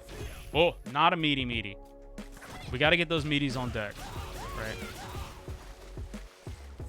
Boom. Okay, counter hit. When you do counter hit them, you get to do more combo. But right now, I'd say just worry about meaties. That combo's fine. Run after this. Oof. The reason you're getting thrown a lot, I mean, I'm sure you already know because we've been talking about it for 4 hours now. The reason that you're getting touched on his wake up is because your meaties are extremely late. You're waiting for him to stand up and reacting to it. The meaty attack should already be out, and he should appear inside of it. I wish we had the hitbox viewer to show, like to demonstrate. But what happens is you throw crouching medium punch, and the active hitbox, the red box of crouching medium punch, is where poison will be when she wakes up. So it's one frame of it is where poison will be, and then poison's hitbox appears, and the second frame of crouching medium punch is already on top of her. That's a meaty attack. That's you taking advantage of your Okizeme and using a meaty attack, right? That's how you need to do it. You're not waiting for them to get up and then pressing into them. They're getting up into your extended fist, right? Okay, boom, you get to take your turn here. I would attempt back throw, right? To send 2 hours of... Oh, man. It's about to be... Deku is getting the replay now. He's getting a Word document. He's getting the analysis. Okay, you get to take your turn here. Again, we do this, right? Now here, remember, the space behind you is more important than your health bar, right? So right here, even though it's not guaranteed, wouldn't be bad to attempt a back throw, right? Because if you corner him, sick. Poison can't zone you out anymore, right? But we don't want to take our turn to give it up, right? We want to do jab, down strong, and then go into either a stagger or a frame trap or a bait, right? Okay, surprise dash. Again, it's not bad to mix these in. You just want to be careful when you use them. Boom, back throw, good decision to back throw. If you can back throw your opponent to the corner, you always want to do so. Well, unless you're going to kill them with a good combo. But you know what I mean. So again, we get a Schmiede here. This one is truly manually timed. There's no frame kill setups you can do for this. So the Schmiedium, that's late again. Right? V reversal here. Chillin'. It's your turn. Oh, you got to take your turn. Right? Poison has no reversal. She can't EXDP. Right here, jab. Jab will work. Smart back throw from him. He's chilling. Okay, trying to jump out of the corner. Not the end of the world. Not the end of the world. There's going to be a reset here. You're fully loaded. Okay, chilling. Boom. Take your turn. Oh, almost. Okay, back throw. He let you out. This is a mistake from him. You're still chilling. You're fully stocked. Right? One touch. La muerte, depending on what your touch is. If it's not death, it's guess for game. What a bold jump. He swept. That was him giving up the game. He made a game-losing decision. Okay, chilling. You could have threw that. Boom. All right, here, you need to be very careful. All right, if you V-reversaled right away, I wouldn't blame you. Chilling. Stagger. Opportunity. When you see him stand up here, it's an opportunity for you to hit a delayed button. Right now, it's guess for game. I'd be very watch out for EX. You have to interrupt this. Okay, tech. Not a bad tech. Would have been better if it was a button. Okay, he walks back. This is fucked. Right here, he gave the game up. He handed you, well, not the game. He handed you this round. Please block this. Damn. All right. So game 7. Everything else, everything above, and taking the turn to give it back up. Taking your turn with negative normals that don't enable you to proceed. Oops, spelled it wrong. Into pressure sequences or enable you to establish mix-ups. Okay. So the major factors that caused losses. Major factors. These I'm just gonna put 2, right? Failure to defend EX flip kick, right? That's huge. And then the second thing is not maximizing the potential of your offense when you get to take your turn, right? You're giving up opportunities by using negative normals to start your pressure. Your pressure is basically non-existent, right? Now, your opponent let you get away with a lot of that, but like back strong to down medium kick will get you blown up against someone who loves to mash, and it will get you blown up against someone who knows Ken's matchup, right? Furthermore, you would do like starting with stand medium kick. Similar thing to back medium kick, except it's even worse because it whiffs on crouchers from a certain distance. And it's always, always, always possible for anyone to take their turn with a crouching normal. There's just nothing you can do against it. I mean, I guess you could Street Fighter 5 and EXDP, but we both know that that's like not always going to happen because EX bar is not always there and can get you into trouble more often than not. So practical practice recommendations. So firstly, I would say, actually, let me list meaties here. Failure to properly meaty attack the opponent on Okizeme. Okay, so practical practice recommendations. Open up training mode and do a combo into heavy uppercut or heavy tatsu, right? Do a B&B. Do a bread and butter B&B combo, right? Open up training mode. Set the dummy to reversal 3-frame jab on wake up. Then do a combo into heavy uppercut or heavy tatsu and practice just one for now. Just one for now. Now, meaty setup. A true meaty setup. True Oki. Take advantage. Master this setup and understand how it takes advantage of your Okizeme. Alright, boom. Right, we're in there with that one. Let's just do this. Formatting is a nightmare. The second thing. Load up the second thing. Load up training mode with poison as the dummy and have the dummy perform neutral jump, then EX flip kick. Record the dummy performing neutral jump, then EX flip kick, and also record the dummy performing neutral jump into nothing, right? Set the dummy to replay both these recordings and practice blocking EX flip kick and landing a punish. Use a 4-frame Punisher. You already know the combo.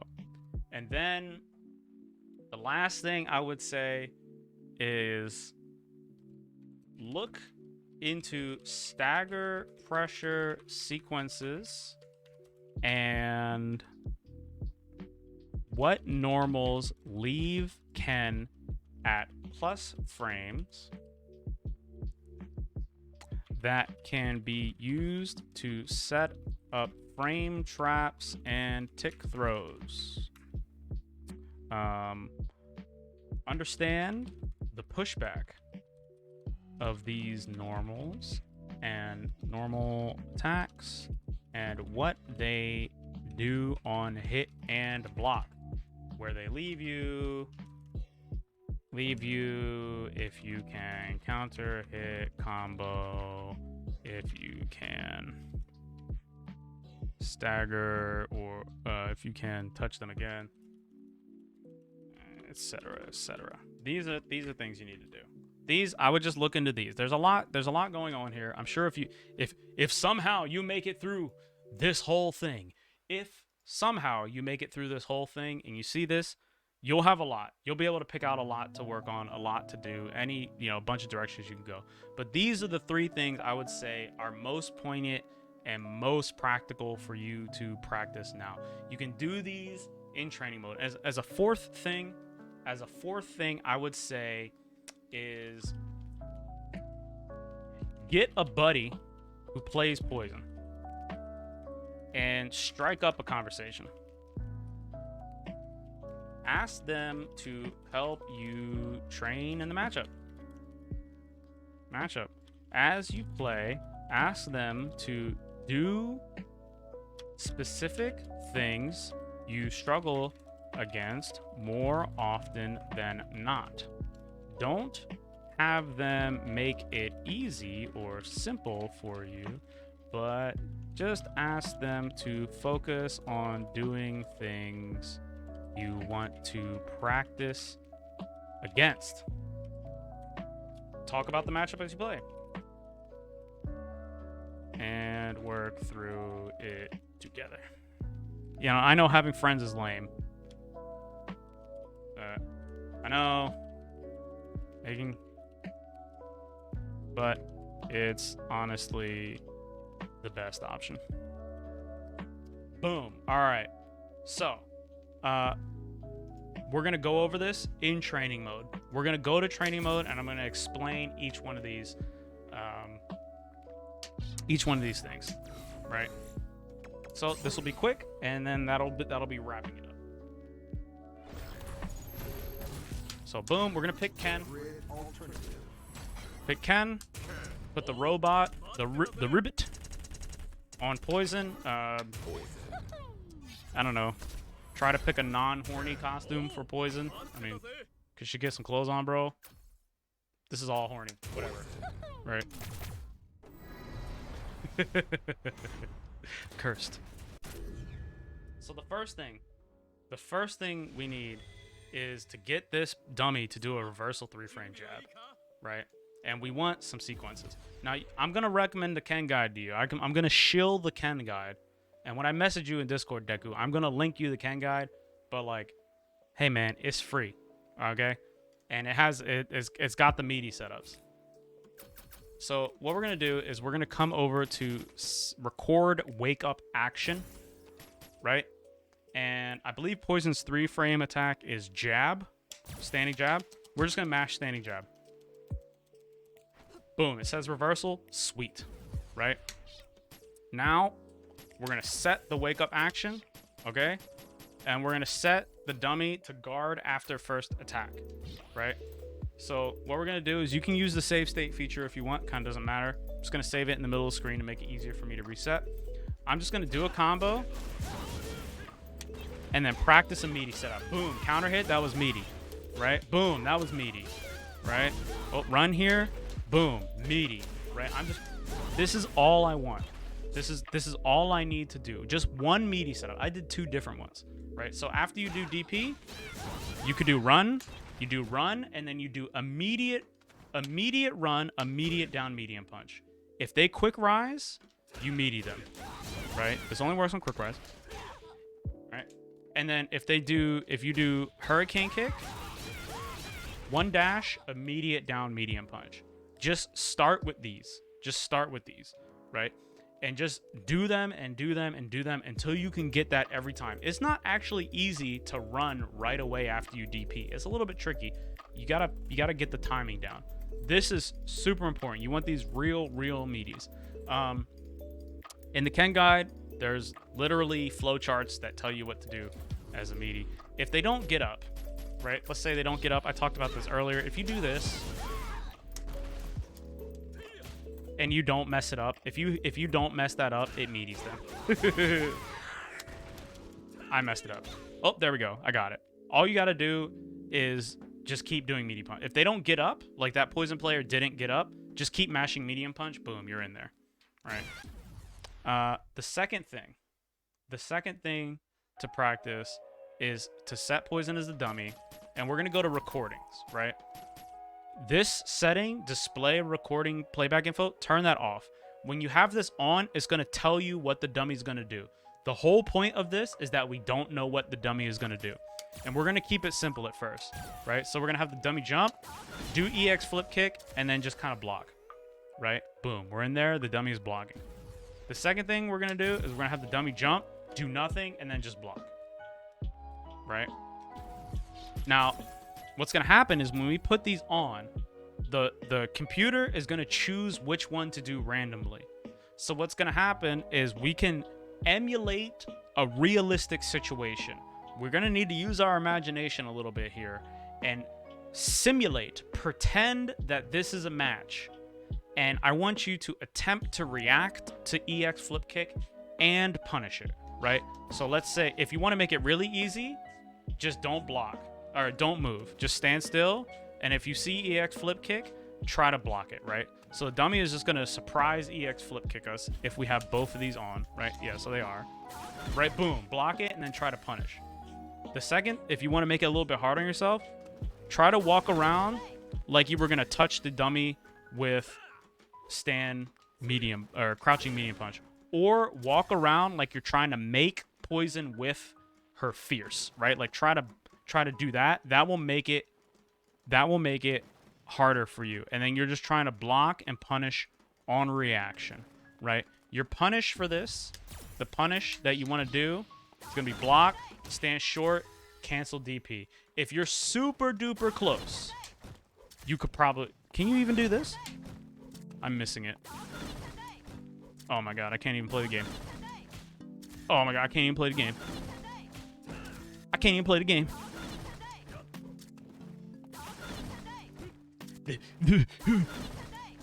Oh no! Oh man, I'm cursed. I can't demonstrate it. Anyway, this is -4. You get to do a 4-frame attack. You already know what combos come out of 4 frames attack. You know what's good, right? Oh, poison! Jesus Christ. Can you get this? I don't know. You'll find out. You'll lab it. You'll find out. Right? Boom, block this. Yeah, I know you get stand short DP. Oh my god. See, nobody's perfect. Nobody's perfect.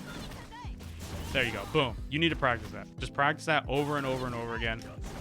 The main thing is practicing blocking it, and the second thing is practicing punishing it, right? You should get to a point where you never flinch at the dummy. Like if the dummy jumps and doesn't do anything, you don't want to flinch, right? You don't want to be and the dummy neutral jumps. That's not what you're looking for. You're trying to react. So try to make it in your mind, pretend like you're playing a real match. React to the thing and then punish. The objective here is to practice this so much and train this so much that when it happens, you don't have to consciously think about it, right? You just see it and you go, oh, punish that. You don't go, oh, punish that with stand short DP, right? You just go, oh shit, I blocked it, punish it, right? Or oh shit, I see that, I'm already blocking, right? You want your brain stem to block that. You want your lizard brain to block that. Oh man, I'm cursed. I can never demonstrate anything that I'm talking about for some reason. And then the second thing is looking to stagger pressure, right? When you would take your turn, let's get the dummy to block here. When you would take your turn, you do this, right? This is -2 into a slow, what is this, 7-frame move that's also minus. This is interruptible. The opponent can just mash jab through this. If you set poison to do jab on block, you're getting hit right here, right? So you want to look into sequences like this, right? Or like that, or like this. This gives up your turn, right? Or, you know, like stuff like this. Like just get creative. Pick something you like, right? Look at other Ken players. You know, look at Kempi. Right? Look at Kempi. Look at how he pressures people. Pick your favorite Ken player. It doesn't really matter. Look at them do pressure and take their turn. The point that you want to get here is that you understand how many buttons you can press on block, right? So if I do this, when am I going to miss, right? Oh, I can only do 2 jabs. If I do this, when am I going to miss? Can I do this, right? What about this one? Can I do this into that? No, right? That's what you want to be looking for. And the second thing, or the overall concept that you want to start employing in your gameplay, is remaining plus and intentionally positioning yourself with your normals, right? So for example, if I do this and I want to throw them, I have to walk forward, right? If I do this, let's say if I do this and I want to throw them, I have to walk forward. But if I do this, I don't have to walk, right? Or what happens if I do this, right? Oh, I have to walk forward, but it's much less, right? You want to get an understanding of when you can do things like that. Like, what happens if I do this, right? How far can I move backwards and still get this, right? If they whiff throw, how long does it take me to walk before I can hit them with a normal attack, right? That's what you want to look into, and you want to start coming up with sequences that fit together. So you want to do like, okay, I'm gonna jab, jab, jab, jab, fierce, get crush countered, bitch, right? So I didn't walk forward far enough for that. So I want to jab, jab, jab, jab, fierce, boom, get crush countered, bitch. Or I want to jab, jab, jab, oh, baited, right? Or, you know, jab, jab, haha, you were too passive, right? You want to start doing stuff like that. And even though that's like a really basic, not super strong example, you want to implement that into your gameplay because it's going to give you room to work with your offense, right? A stagger pressure is not the end all be all of offense, but it's like the number one place to start, and it's super fundamental. It will help you understand how to start taking advantage of situations when you get them, because you already know that you want a meaty attack, even though the technical execution on your meaty attacks is still needs a lot of work, right? The fact that you know that you want a meaty attack is good. When you land that meaty attack, you need to be able to take advantage of it. And the best way you can take advantage of that is by knowing, like, okay, if I do this, right, my turn is over, right? But if I do this, right, okay, my turn's still going, this is still going. If I counter hit them, this is a combo. If they block it right here, I have to walk really far, right? So okay, so maybe if I want to throw them, if I want to threaten throw, my throw has to come right here, right? But I don't need to walk forward for that because I can just pop, throw them. Okay, so now let's say I want to bait them. I could do this. Or if I want to frame trap them, I could do this, right? You want to understand, like, okay, I'm this far away. So can I touch them still? Can I do this still? If I walk back, am I in danger, right? That's like what it's going to lead you to. You want to get some stagger pressure sequences, just go find your favorite player and steal them shits. If you watch this and you're asking, you can ask me. I'll open up training mode and I'll show you all the ones that I do, right? But yeah. I see you, Zaku. We are finished. We have looked at all 7 games. We've talked for over 4 hours. 4 hours and 3 minutes to be exact. Deku, the analysis is here for you. The Ken Discord, bro. We out here. Some water, I'm on that. Let's save this document. Boom. And then we're gonna go cut this VOD. Right now. Actually, yeah, we're gonna cut it. It'll be nicer to cut it. So what I'm gonna do is I'm gonna make a highlight of this broadcast, and then I'm gonna paste it to Deku. But before we do that, I'll need to log out or turn the stream off. So anyway, that's it for me. You guys are super sick. Thanks for hanging out. Shout outs to everybody who just came by. You guys are, I really appreciate you guys so much. Shout outs to everybody who offered ideas. Please stick around. We'll find somebody to raid, right? We'll look and we'll find somebody. We'll see who's on. Yeah, got the nanny cam, bro. Let's see. Oh, St. Cola's on. We can always go over to St. Cola. Who else is on? Black is on. Black is also pretty chill. Let's go over to who else? Shad is on. He plays Ken.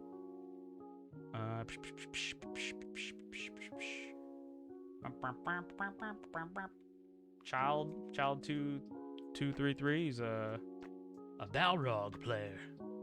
All right, let's go over to St. Cola. St. Cola is very cool. We'll go there. I try to raid somebody different every time. Jones Arcade is also on, but Jones Arcade has many viewers. St. Cola has less viewers.